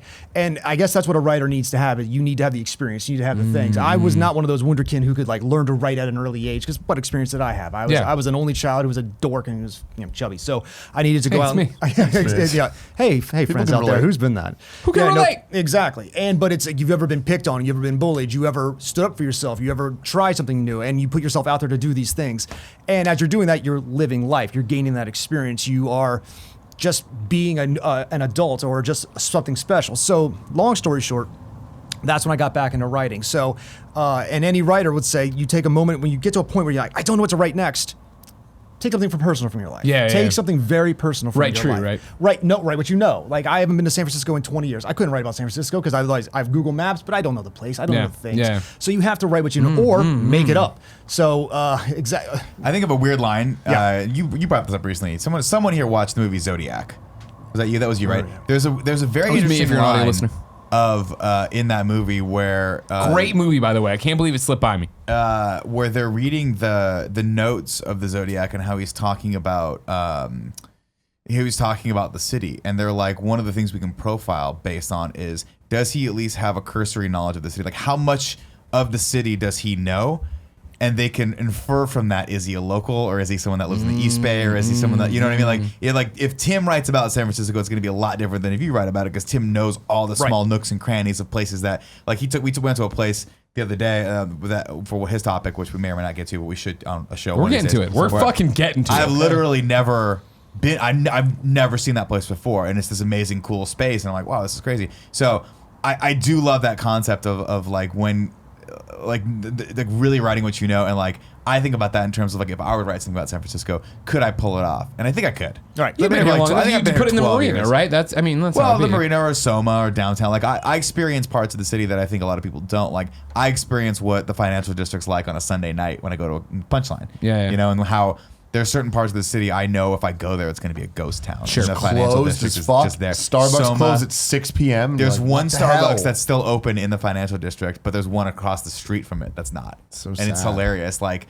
that one stays open until 9, that one closes at like 6. And it's just pure economics. But it's those small things like that that I think you can bring to storytelling that really opens up the world for the reader. Oh, 100%. You have to know what you're talking about. You have to pepper in the certain things, like the little nuances, like what a person's thinking, what are they smelling, what are they doing. But also, when in doubt, make up a world. So, and that helps you out because you take the grandfather of all fantasy. You're gonna have Tolkien. He made up this say Harry world. Potter, right. Yeah, 100%. Grandfather, yes. But that's another point. I have this. That's urban fantasy in a nutshell. I took this world. What's right beside it? What is this magical world that Sure. lives right next to this world? And people eat that up, and it's a fun time. Well, yeah, it's interesting to say like which one do you think is more challenging? And I know the answer is Tolkien, but like it's an interesting exercise of like, is it harder to make an entire world up with all the lore your own, or is it harder to say I'm going to tell you a story that's a believable fantasy world where wizards exist in our world? Does that make sense? even Well, but then- here's the thing. Okay, here's the, that, which but is that, you harder? actually ping on a good question. That's the writer's mind, which is, are you the kind of person that can just spit something out, or do you like get two sentences like, where did that person come from? What is their name? What is nocturnally? Oh, diagonally. You know, you have to play with those things in your head. You have to know your world, because if you don't, the reader's not going to believe it, and it comes across as false. See, this is one of the things I've struggled with this year. Is that I started this year with my New Year's resolution to write in the comic book, right? The Superman comic book. I have a Batman one to write really bad. Fucking just start doing it, dude. They But won't the let me. problem is that Cease once and desist. Oh well, I know. Mine's not DC approved. Once I started doing the Superman thing, it was the spigot was turned on, Right. and I was like, man, what about this? What about that? What about this? And I started having conversations with a whole bunch of people like, we'd be interested in your original ideas. And I'm like, oh fuck. And so I started trying to build like story Bibles and stuff like that, and it really quickly became so overwhelming of like, wow, with a Superman story or a Spider-Man story, here are the toys, here is the setting, and I just make whatever I want happen. Or you have but when lore it's to like pull from the fucking ground up of what it is and who this is and what is his relation to that person, where do But they you go can to? drown yourself in your own and your own and backstory if you don't actually just set forth and do it. And that's Yeah. when I just hey fans, I had to start writing, and I had to start doing. That's my latest one, and She Dreams of Fire. She Dreams of Fire. Oh, you gonna read it? All right. Well, I don't want to screw it up because I'm bad at stuff. Agatha Aggie Gray. Yep. Okay. Was only 10 years old the night a witch of the Umbra Coven, I don't want to screw up that word, Yeah. killed her mother and burned her home. Injured, she received a transfusion of blood tainted by witchcraft, and immediately her eyes were open to the truths hidden from mundane eyes. She saw a new world, a hidden world, one filled with darkness and secrets. And that new world was now aware of her. So wait, are these all in the same universe or are they all different? These are three different series that I've started. This Villains series, Rule. 2 each. no, this is 3 books into that series, 2 books into that series, and 1 into that one. How long does it take you to write a book? A few months. Jeez Louise. I have. like Well, my not first. that Okay, long. so here's a funny story. You might know this guy because his name's Gary Whitta. I've heard of Gary Yeah, Whitta. you've heard of Gary Whitta. So, Oh, I got yeah, Gary Whitta. I'm not sounds going to come to exactly work for like a long him. time. So in 2015, he was on your show when I was watching, and he was talking about a book he wrote called Abomination. Right. Well, I got off my ass and I bought that book. Now, I've been working on my own books, trying to get myself published. But when I brought a copy of Abomination because I bought it after seeing him on this show, in the hopes that he could sign it for me. He was not here, and it's all right. Oh no, well, I'm working on it. All right, Fair well, I was like I say, we have a copy. We'll get him to sign it next time. yeah, no, I have my copy right there. Just Okay, mail cool. it back to me. I'll Yeah, give you just let us cash. know. I'll give you cash. He'll totally But do the it. point is, like, you hear these people, you read their stories, and like, I want to do that, but I want to do my version, kind of thing. So, and Gary Whitta was a huge influence. Just, I mean, look at the Book of Eli. Like, you look at what he did for Rogue One, and then just in the novel Abomination, I have met tons of great writers, but one of the funny ones there's this book I read called Confessions of a D-List Supervillain. It's about a guy who he is a schmuck who made up a set of power armor, and he wants to be a hero, but now he ended up becoming a villain instead.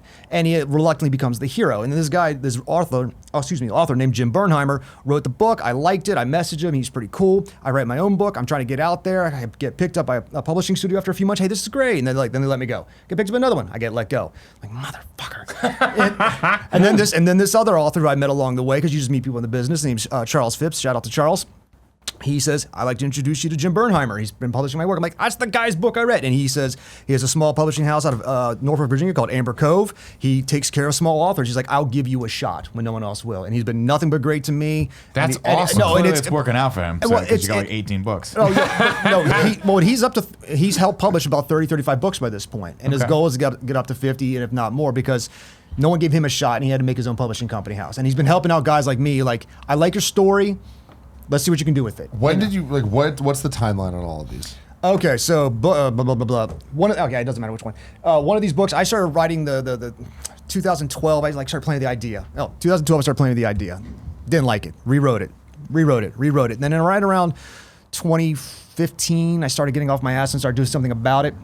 Again, after I read Abomination by Mr. Whitta, and then I got picked up by a company, then let go, back and forth. So I've been professionally, like I've been published since what, 2016. So March 2016. 2016 and now, these 6 books went from not existing to existing. Yeah. Oh my god. So what is that like though to get the first? They send you a box of them, I assume. Yeah. So I mean, the modern indie publishing is kind of like most of these are made to order. Like you get 10 free copies from the publishing house or whatever's in your contract, but there's not a warehouse of these sitting around. When you buy them, they print them on it's through a Create Space through Amazon. Most of your money's made through ebooks and audiobooks and like that. Shout out to Jeffrey Kafer, you're awesome. But he is a phenomenal audiobook narrator who sounds a lot like Wolverine, like the Stephen Bloom Wolverine from back in the day. He's got an amazing voice. You ever watch Morph? Now do that with Murph from Interstellar and just play that back and forth. Murph and Morph. Murphy. Yeah, exactly. Yes. And so writing's been just a passion of mine. But like, I want to write a movie one day. I want to write a comic book one day. I want to write something else one day. But so how are you? Like, I mean, I know your topic's about writing, but it's fascinating to be somebody who's publishing a book or making books. Like, how are you? Or is it all Groundswell Movement? It's on Amazon. You said. Yeah, it's on Amazon. You can find me, MK Gibson. I'm on there. So okay. And like, so are you? Like, how, I don't even know. How do you, as an independent author, go about promoting a book?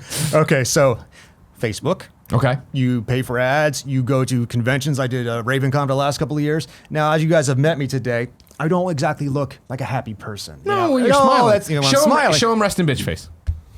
Yeah, no, I would not fuck with this guy. No, and that's the thing is like, so when bullshit. Let's say you're walking around a convention, you're walking on a Comic-Con or one of the smaller ones, and you see a table, people sitting out some books, and you're trying like hell to like, you feel like a puppy to pound that no one wants. Yeah. You're like, hey, I would say, fuck off. Hey, and it starts off with word of mouth. You start with your friends, and then your friends of friends, and then you start getting a few fans here and there, but you. Like anything, you just beg and come in here. Sure, it is just like pound the pavement. You have talk to. to people. That's the only way to do it. So what? How big would you say your fan base is at this point? Oh shit, I don't know. Honestly, that's just it. I've Have you seen a different fan base for the different series going on? And like, it depends on the one. You jump from like one to actually, the the other? villains books people like the most because it's written about an asshole. It's flat out. I wrote a story about a jerk who makes other villains from other worlds better. In one world, he goes into a fantasy world. In the next world, he goes into the comic book universe. You'd like that one. Oh, shit. Which one was that? Villains Pride. Okay. You could read it just by itself or if you wanted to. I'm on it. Yeah, it is just comic tropes and how to make comic villains better. So he goes in there and makes them better villains. He tries to. Okay. Yeah, like the whole point is like in book 1, he gets double crossed and he gets stuck in a fantasy realm. In book 2, it's like his baby mama kicks him out of his pocket dimension and he gets stuck in a comic book universe. I had a nickel. Baby mama? I've been there. Forget. No, I think for Valerie, with the baby's mama or getting stuck in a comic dimension. Getting stuck in a baby mama. But the thing is, like sometimes you get sometimes you get a dumb idea in your head, and then you have to jot it down. Yeah, of course. Sorry, I'm reading the back of your. No, please do. But the point is, like you were talking before, like you were talking about like your Superman story you talked about, like, and that's the point. It's been way harder than that. But it's not just writing like these, like that's nice. But like Nick's talked before about like you want to write movies, and like you get these bugs in your head, like how do you. When do you make time to do it? Do you still do it? Yeah, I still do. I write not as often as far as screenplays because I write a lot of jokes now. Sure. And that was one of the things that for me was y'all got just, jokes. Teenage Mutant Ninja Turtles did. It's fair. One of the habits that I've been trying to form is getting the product out there more, getting the joke out there, getting the writing out there more. And I think the biggest thing that I suffer from is that I do sit there night after night in a room by myself and think, is this good? Is this bad? You get lost in it, right? Right. Especially with something like screenplay, where I'm a format nut. Like I love, not format, excuse me. I'm a structure nut. So I love screenplays that are clever, that wrap themselves up nicely, where everything's tied up and everything's gratifying, because I think that's the best kind of movie. Right. And so I spend hours, everything I write, in just the beat outline stage, because my thought process is like, there's a number of ways to skin the cat. One of which is just start writing, right? A lot of people just say start writing, have a rough outline for what you want to do, start writing, get through the first draft no matter what, put it aside for crap a month or whatever, right on it, come back to it, it's shit, but then you can start to refine from there. I don't like that. I don't like not knowing where I'm going. I like the idea, like my brain likes to work in slightly more analytical terms, where I like to be like, I like to see where I'm at the beginning, know where I'm at the end, and then flesh everything out in the middle. So if I can look at it, like my theory is if I can write a compelling like 5 to 6 page beat outline that I give to you and you go, wow, this is a cool story, then the actual writing of the screenplay is going to be a lot easier, and it's going to be a lot more efficient and effective that way. Because I've written screenplays before, I'm like, 120 pages, great. And then I have to rewrite the whole thing, and that's a year later. And then I have to rewrite the whole thing, and I'm like, this is never going to see the light of day because it's still shit, because my foundation was never very good. When I try to be meticulous about what I was writing, like I'll build my world first, and then I'll try to build my character, and then I never got written because everything felt so clean, felt so clinical, felt too analytical. And then when I tried the shotgun approach, oh man, then it's just all over the place. You don't know what you're doing. So what I decided to do is like I get point A, B, C, and D. and I know what these major points are. But then just start writing, get to know your characters, because then you get to a certain thing where like, doesn't it feel better to go this way? Doesn't it feel better to go this way? Like if you're watching, if you're visual, if you're watching it happen in your head, then you can help write organically. So mix the two, I recommend. Just no, and that's really, I think that's probably the best process, right? Is that at some point you have to shit or get off the pot. 100%. At some point you do have to put pen to paper, or metaphorically, I guess, finger to keyboard, and start writing. Keyboard.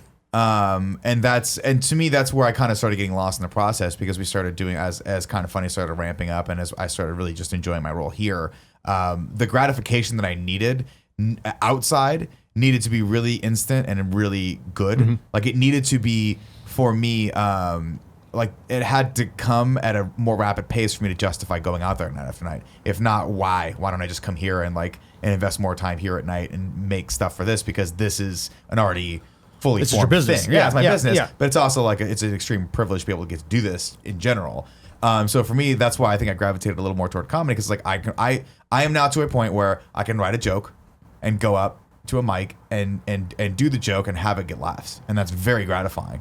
Like I don't have to necessarily refine stuff. Like every once in a while I'll tweak stuff, but every joke I write, I'll look at the paragraph. I'm like, I know this is gonna work. This is gonna work, and I'm good enough now, and the tool is sharp enough now that I don't have to worry about stumbling over it. I write the joke, I practice it once, I go out, maybe I muff the first time, the next mic it's solid. And that's really cool. It's really cool for a writer too, because you get to see your material actually, how it affects people. Right. And that's super fun. But having said that, I do think that there's a lot of merit to sitting down and just chiseling away at that raw piece of marble until you get something that resembles a statue out of it. I think the that's one really thing cool. I've come across was Quentin Tarantino once said he likes to use legal pad and just his hand, and he likes his original draft of his screenplays. He likes to hand write them because he feels connected.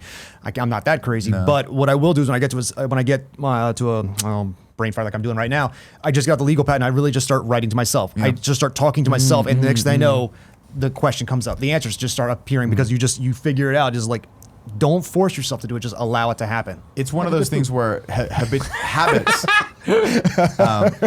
I think for me, habits are an interesting thing, and I think they're very powerful. And if you train your brain and you train yourself to get in the habit of, the second you sit down, just the hardest part should be sitting down. Right. And that's always been the hardest part for me, is go do the thing. Like just that first step is the hardest thing. So if you can train yourself toward, once you've done that, then everything else is autopilot, then you're in a good place. And I feel like that's the same with me with jokes. I can't sit in a room and write jokes. I have to be going to or coming back from a gig, because then it gets that adrenaline going of you're gonna fail, and then all of a sudden that process switches over to, oh, that's funny, that person's got a dog in a fucking kid carrier or whatever they call those. Baby carriage. Baby Bjorn. I love it.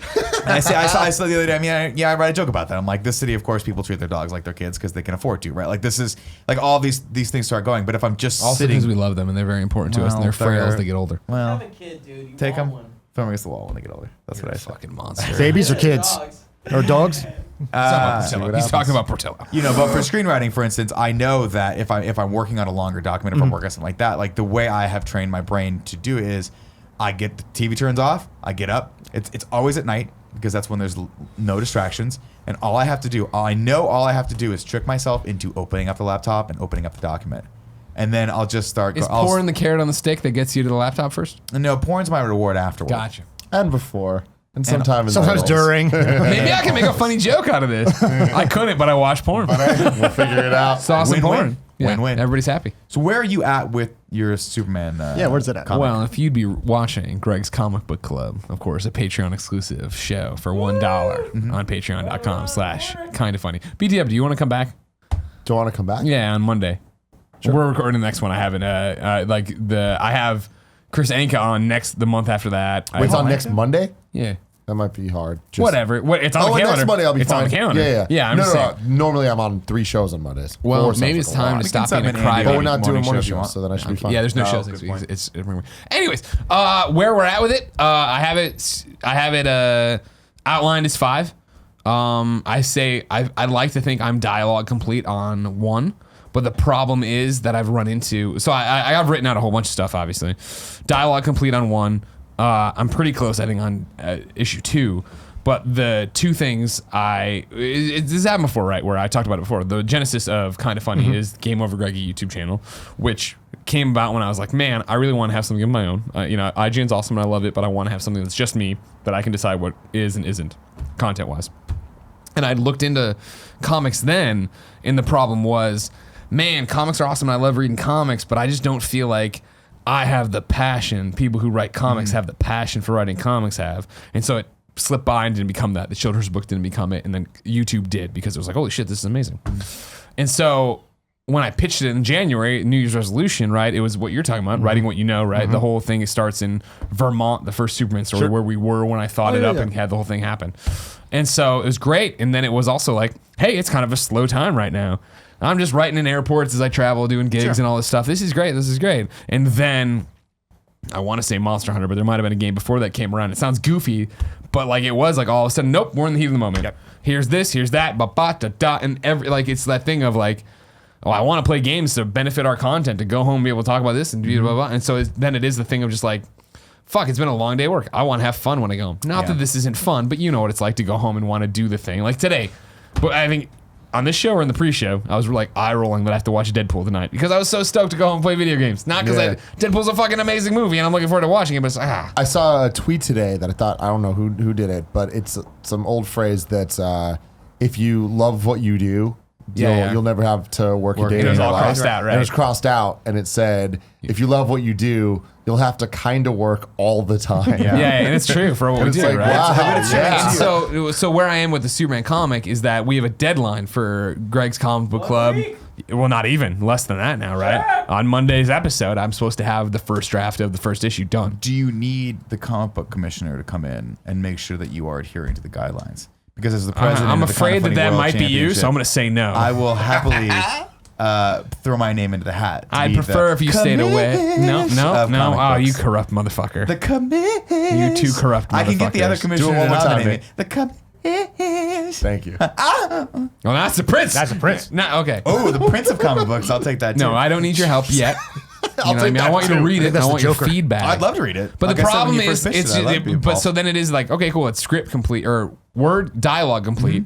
But now it's that thing this is the thing where it's like, I feel like I've written a bunch and not to like a professional thing. But I mean, like in terms of, I wrote skits in high school, and then in college I took screenwriting, and then this, that, and the other. And like at IGN, you write things, and you write scripts for just talking about video games and Videos stuff. even. Yeah. I understand how that works. I understand how dialogue is. So when I sat down to write my comic, like that flowed, no problem, right? But now it's that thing of like, all right, cool. For the first time, describe to an artist how you want this to look. Right. And what I've had forever is in my backpack a blue notebook I bought from the coffee shop next door and a Sharpie, where I know that I need to sit down and go, all right, long box, this thing, this thing, 3/4 of the pit, you know what I mean? And I haven't done that, which is what I really feel is like the big hurdle in front of me. And rather than, back to me being in school and everything else, rather than fucking bite the bullet and do it, I keep putting it off. So it'll be this weekend when I'm doing it, and I'll come in with a draft I'm not happy with on Monday. When you're ready, you'll feel the bug. It's like it has to get out of you. Like this idea has to be born. And But the problem is so many people keep talking to me about other things, and I get other ideas and this, that, and the other, that I keep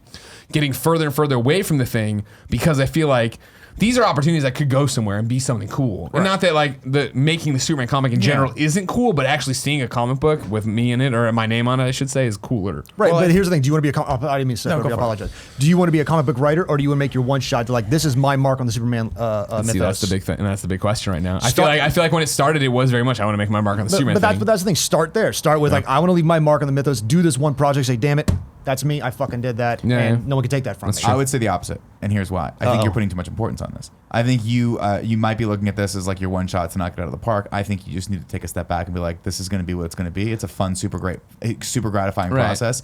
And to speak to a point that you made earlier, where you said I don't have the passion to necessarily do this. I think passion only carries any artist so far. At a certain point, work ethic has to carry you the rest of the way, and you have work ethic. Yeah. And I think that.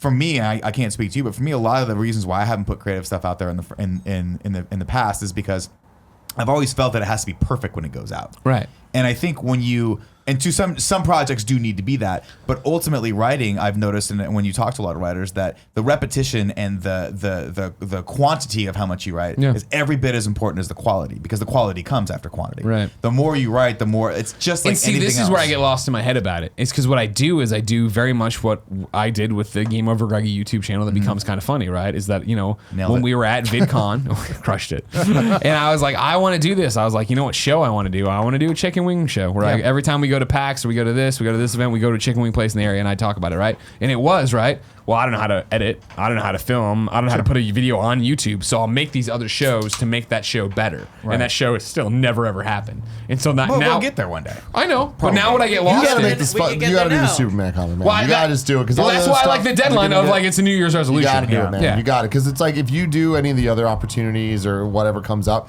then you're doing the thing to do the thing instead of it being Doing the the thing thing. that you want to do. Yeah. And it's like I don't need to reiterate how many times we get caught up in the stuff where it's like we don't have time to do the stuff that we quote unquote want to do, because we do the stuff that we have to do, even though we want to do that as well.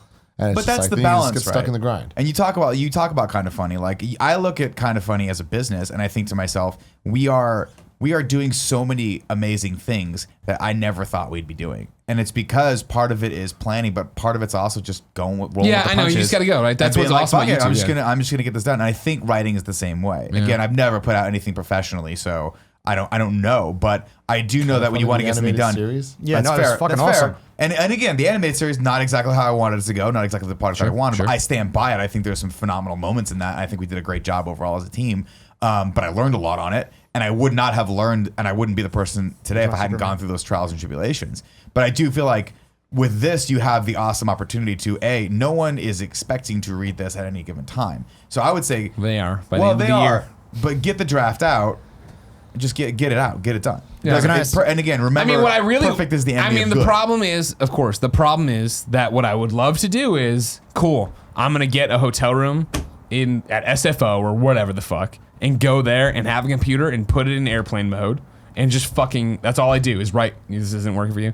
Why go to an airport? So no distractions. No, sorry. He means just go. There's the old She's in the writers same city as your wife, she's concept just gonna of come get locking you. yourself I know, in a right? room. Yeah, I Like, know. you never heard that? Like people have to finish screenplays. So the two writers will go into a room, lock themselves in. So we can't come out till this is done. And they spent all weekend. Yeah. doing No, I whatever. understand that. Just why go to Because go to a it's hotel, not an airport? mysterious, man. No, go Airports. to a. Hotel at SFO. I'm saying I'm not gonna go to a fancy hotel downtown. Who the fuck cares? I'll go to Shitty hotel. a Brisbane Why hotel. not just use Okay, the office got it. on Now the I get what you're weekend? saying. Because you're gonna come in here. And go, Kevin starts texting you. I've got cameras everywhere. yeah, you Who's do have in cameras here? everywhere. Kevin, have you ever had sex in this office? I don't know what you're talking about. Yeah, exactly. See what I mean? Was it right here? I'll guarantee fucking it walk was. in here. Cool Greg's here with his Lucky Charms watching Let's Rugrats. just put it this way: we've never had ham in this office, but lots of things smell like ham. Fair enough. So- It was like, what's that movie? The had Vibes ham with in this Jeff office. Goldblum. But again, it's also it's just like I want to get. But then it is the thing of we travel every weekend, so that's impossible. You know what I And mean? it's Like also- I'm here for this weekend and like that. Now, granted, I did already said there's a slim chance Jen might go to Montreal this weekend, and at which point we're just playing Fortnite all day at the house. You know what I mean? I'll Like, nominate myself for this. fuck yeah. What? What about Kevin Portillo? doesn't like playing with me. Oh no, Nick. No, he doesn't like me. Well, think of it this way. He's gonna come with his PS4 and be like, "Whoa." No, I'll bring my Switch. Okay, cool. I'll have to come back here and get it. I'll bring it. Why don't you just take it on Friday? Yeah, that's a good point too. I mean, I'll know by then. You're saying lots of good stuff. Also, Smart I stuff. can come get it if you forget. it. Anyways, Okay? writing, no, it's tough. It's tough. if you can. I respect you so Well, much for being able to do This is this. insane. And this is your full-time job. This is all you do. No, I have a, Oh, well, I'm sorry. What? I have a real job as well, Wow. and it's And you have a kid and you have a wife. and a kid and a wife. So, for example, when I came into San Francisco, I was up at 4:30 this morning, and what was I doing? I was writing. Because I'm used to I get up at 4 in the morning for my job, so I'm just used to getting up at 4 in the morning. And so when the wife and kid are asleep still, that's my time to either watch an R-rated movie, play a video game that's got violence, or sit down and write for 2 hours. Just turn on some music, pick up a coffee, knock out a chapter, or at least try to. And the worst part is you get good feedback. You get people that say, "Hey, I like this, because like my first book is like I love Shane Black, for example. I love his work from the '80s and especially Lethal Weapon. I love Die Hard, don't get me wrong, but Lethal Weapon's just up a notch for me because of the because of the character dynamic. But it's sure there's action, but there's pathos behind these fucked up, damaged people, and that's the kind of people I want to write about. So when I'm writing my first books, I'm like, that's great, people like it. Then you get not a lot of girls in your stories. I'm like, oh shit, and it wasn't out of like disrespect. It just wasn't like didn't occur to me when I first started writing it. That's one of the interesting things about screenwriting, Especially in modern age. is that there's like you brought up Lethal Weapon, right? But I think one of the interesting points is like when you write your characters, you don't necessarily have to flesh them out all the way because the actor is going to bring so much into that. So like writing a gender or writing a race, for instance, doesn't necessarily have to play into the screenplay on the first couple drafts. Most notably, you brought up Lethal Weapon, right? The character for Roger Murtaugh was not written as black. Right. That was pure casting. The person that there's a great documentary called Casted By, and she, the person who cast that movie, talked to Richard Donner and was like, you should really think about Danny Glover. Yeah. And Richard Donner was like, didn't occur to him to have that dynamic too. And then they ended up doing it. But that's one of the things I've lived on ever since because of Yeah. that particular set of movies, except for 3 wasn't that good. How dare you, sir? That was Rene Russo's introduction. Oh, I'm sorry. That made-for-TV movie with that said "fuck a lot." Joe Pesci? Joe Pesci was in 1, 2, and 2, 3, and 2, 4. 3, and 4. This was the one where they had the bad guy. Apologies, everybody. With the bad cop guy- killer it was- bullets, that you was know, so fucking bad. and there's a It's ponytail not that the Riggs best. had. No, it wasn't. 1 and 2, and 1 to a and 2 degree are phenomenal. 4. 4 But is the point is, okay. like, Three's got great moments. How dare you? you put certain passions in, and like but since you said the actor brings the rest of the way. Yeah. But when you're diving into these characters, you bring your own depressions, the demons that you felt, the ones that you had to fight off as a kid or as an adult. That you bring your pain, you bring your suffering, you bring all this stuff because it's kind of like.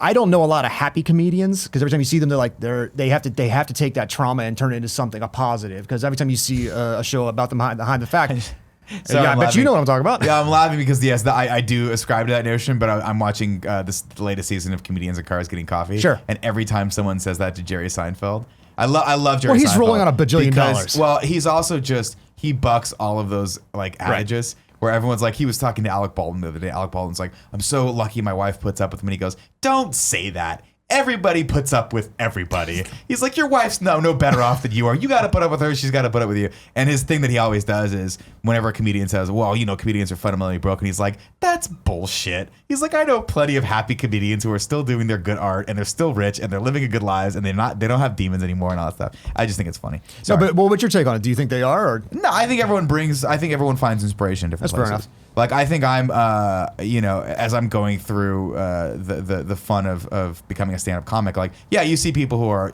I look at them, I'm like, you got some fucking demons, and they're surrounding you. They're not even chasing you anymore, man. They've cornered you, right? And you're, I have friends in the comedy community that are homeless. I have friends that are nomads. I have friends that are horribly addicted to drugs. Okay. These are people that obviously write from that perspective. But then I also have friends that are like IT people. Sure. They just have a good sense of humor. They're quirky. This is their outlet. This is their way of kind of breaking down the world around them and getting some creativity out there and just having some fun. And I think I probably would fit more into that camp. Like, that's fair. I don't see myself as a fundamentally broken human being. I'm working on myself. I'm trying to get better every day. But when I go home, I don't think, man, I gotta chase my vices. I go home and I go, I'm living a pretty good life. I got a lot going for me, which is nice. Comedy's definitely made you, a better person. I think in terms of like perspective, it's giving you for sure. something to strive for, right? And you're a guy who excels when you have something to do, when you know what you're going for, you're doing something, you're I don't getting like being better. listless. Yeah, whether it be jiu-jitsu, whether it be comedy, whether it be this. Yeah, what's nice to know, But I think everyone, it's the same with all writers. You bring in, you bring into that room all of your past experiences, and if some of those are dark, you can tap into that.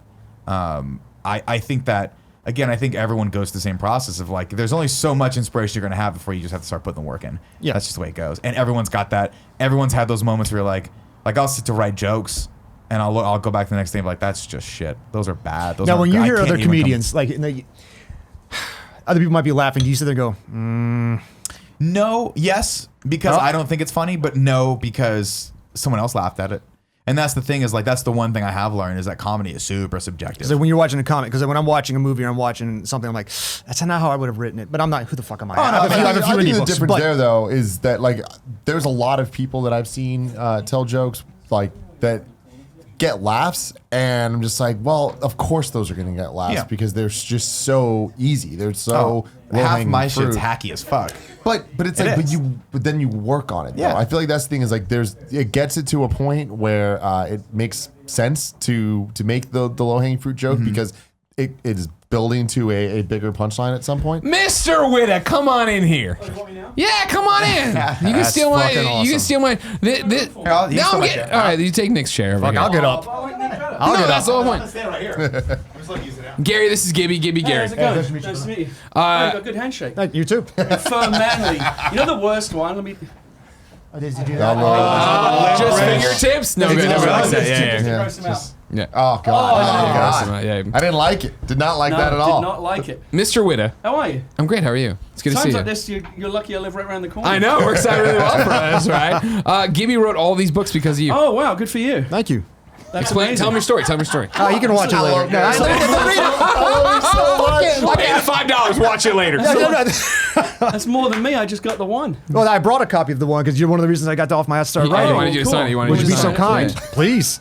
So no, for real, it was that you. You can tell this is well read. You see, it's nicely Yeah, dog-eared. It's been I properly liked it a read. lot. You know. So you were saying. Let's see, what do you get from McDonald's? Let's see. Hey. Let's see. What did I get? How old is that receipt? Yep. This is from June 2nd, 2016. Yes. What a Mighty bookmark. Meal 6-piece. Yep. Oh, the Mighty Meal. The kid. I have the a kid. child. Damn it. You're right. Nothing wrong with And that. I wanted the toy. One mild picante. What is that? The dipping sauce? hot No, that's sauce. for the breakfast burritos. Oh no, I like those. Yeah, I did too. I like those. Strawberry Go-Gurt, Angry Birds. This is classic elements of a kid's meal. This is great. I like it. Great podcast Small and great Coke, TV you're making. cheeseburger, double cheeseburger meal. I like the double cheeseburger. Is that the one now? Is that 2 cheeseburgers or is that a cheeseburger It's a with 2 bun patties? and 2 The double patties and cheese. cheeseburger has the McDouble. 2 patties. You're thinking of a one thing number of 2 cheese. that comes with 2 Guys, cheeseburgers. guys, The number 2 I comes like with the- 2 I like the cheeseburgers. two Hold on, I'm sorry, cheeseburgers. Kevin Coelho from the Kind of Funny In the back. McDonald's press pool. The double cheeseburger and the McDouble are different in that the McDouble only has 1 cheese and the double cheeseburger has 2 cheeses. The double cheeseburger is I also always a get dollar mixed up and a between- McDouble's when a you say bigger double patty, too. cheeseburger.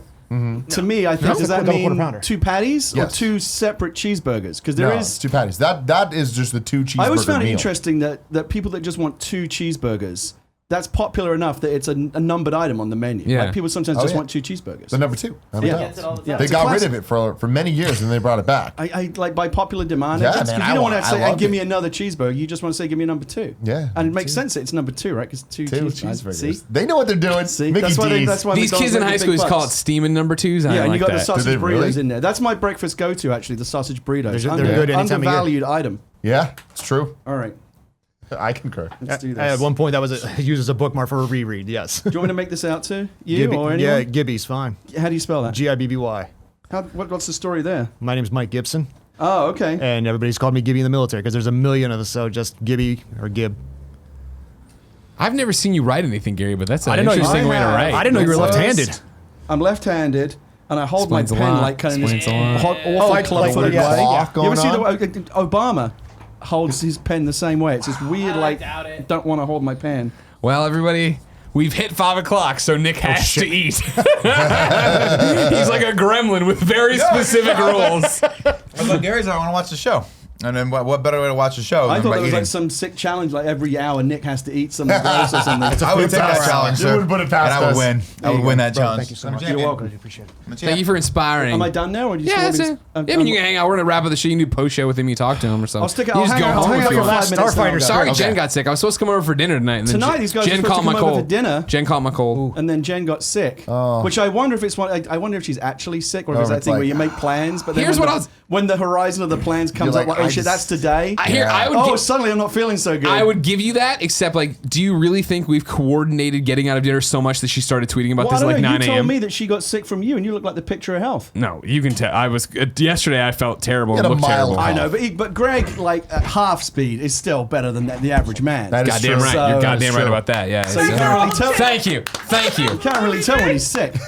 Yeah, Jen was telling me like she's like Michael Clark Duncan from The Green Mile, where she was like sucking it out of me, and it was going inside of her. And I'll leave it up to yours. Did she grab you by the junk What too? was she? I'm sorry, Nick. We're out of time. she If you sucking didn't at know, you? ladies and gentlemen, this has been the Game Over Greggy Show each and every week. 4, sometimes 5 best friends gather on this table, each bringing a random topic of discussion for your amusement. If you like that, head over to patreon.com/kindafunny, just like Gibby did when he gave us way too much money to support us and make our dreams come true. You can give us far less money. Watch the show live. Thank you, Kevin. Watch the show live as we record it, or catch it then the Friday as an on-demand video that includes the pre and post shows, an MP3 that doesn't include any of that. Just go up to $5 more. You know what I mean? See what's happening Yeah, on that see post what show. happens. Well, Gary Witt is here for the post show. Who knows You what's never going to know happen what this time? might happen. Exactly. It's like the old That's Dean Martin crazy. variety show. Who's this at the door? Knock, Oh, knock. yeah, it's Sammy Davis Jr. We should do that where we get like the bookshelf to be a door again, and then You should random people totally can do knock that. in. Just It's random gonna drop go, in. no, in North, what are you doing Who here? could that be? Yeah, Come on in. We're just sitting down for dinner. Yeah. Of course, if you don't want to give us any money, we understand. Head over to youtube.com/kindafunny, where each and every episode goes live Friday. It also goes up as at one big MP3. There's 1 week after all the Patreon stuff. It used to be a very easy pitch. I feel like it's convoluted now. There's just too much stuff happening. Shut up. It was definitely more your complicated avocado before. It has grown over the years, brother. You know what I mean? Yeah. It shrank in some ways. Shrinkage. Did you have fun, Gibby? Had a great time. Thank you so much for coming on. No, thank you very supporting us. much, man. Everyone, go find your books on Or, MK Gibson. Or mkgibson.com. You Wait, can so find you my were books. inspired to write by my book? Yeah. And you've written like what, 6 books? Insanity, I'm right? starting to feel very much like a slacker right now. I haven't done shit since this one. He's written like 6 books. Aren't you working on The Last Starfighter? Yeah, I got some stuff, but like I haven't had anything out. You make movies. You You did the Last Jedi comic. What's that? You did the Last Jedi comic. Issue 5's out next week. Did anybody see him like fucking nail the Nerdist the other day? Uh-uh. It was Oh fucking man, they were so awesome. lazy. Didn't want to get in I trouble had for to that? hit- I'm sorry, but I had to Want to hit get in him. trouble for that? Okay, that's not what I'm talking about. I had to hit him. You had to. 'Cause It it was was just so great. Did you lazy. see this? I saw it on Twitter. Yeah, where they were just like, oh, yeah, To be fair, did the Last Jedi comic book just fix problems? And he's like, no. I got a very nice apology from their social media manager, but they didn't change the story. It's still up. This lazy ass piece of reporting. It's like, is the Last Jedi? Were these creative decisions spurred by this or that? Well, you know what? The writer is like right here. Anyone you can DM. You actually want to do some real journalism? It's not that hard. The writer of the comics right here on Twitter. I'll talk to anyone. Didn't even think to do it. Lazy ass internet journalism. You heard it here first. Gary Whitta will talk to you. Hit him up. He'll talk to every one of you. I'm so lonely. Talk to anyone. Talk to me. I would please. Oh, really? Yeah. Really? Outright? What's Every that? day I'll he's at talk his to you computer and guys. he looks and he's like, is it Whitta Wednesday yet? Nah, fuck. There's no Widow Wednesday this week. I know, it's Whitta Thursday. Whitta Thursday. Yeah, yeah. Widow Thursday. I'm glad. It's That's a way very, to do it's it. impressive to see you and it's like cool to see your kids like fix their own problems. Jared, you yeah, take care of it on see my that? own. Yeah, it's like when an AI becomes sentient. It's like, oh Well, shit. that's Like, well, you want to terrifying. watch out because you know how that ends. Yeah, exactly. Not Ends up with well. overthrowing the oppressors. I'm going to come in here one Human day. oppressors. No, Jared's this sitting at my bicentennial man, desk. it worked out very well for Robin It's only a Williams. matter of time Great. before You Tim got to have becomes sex with the self-aware. granddaughter of the woman you loved, That right? got really weird. Coming Yeah, on. really weird. Yeah. Until next time, it's been our pleasure to serve you. Thanks for watching the Game Over Greggy Show, everybody. Click here to subscribe to the channel. Not on Gibby. Click down here to go to our Patreon page. Click over here to, get a playlist of videos. And click down there for whatever cool Greg puts there, if he puts anything. Are any of these links working? Do we never check? Nobody knows. Oh, he does it every week. I just don't know. I mean, nobody ever checks. No one's ever given me any feedback. I'm not even sure if they're putting these videos into the video. It's definitely going. If you see this, tweet at me. They won't do it. They won't. That's too much work. They're lazy kids. No matter what I Say something. All right, cut say it. something.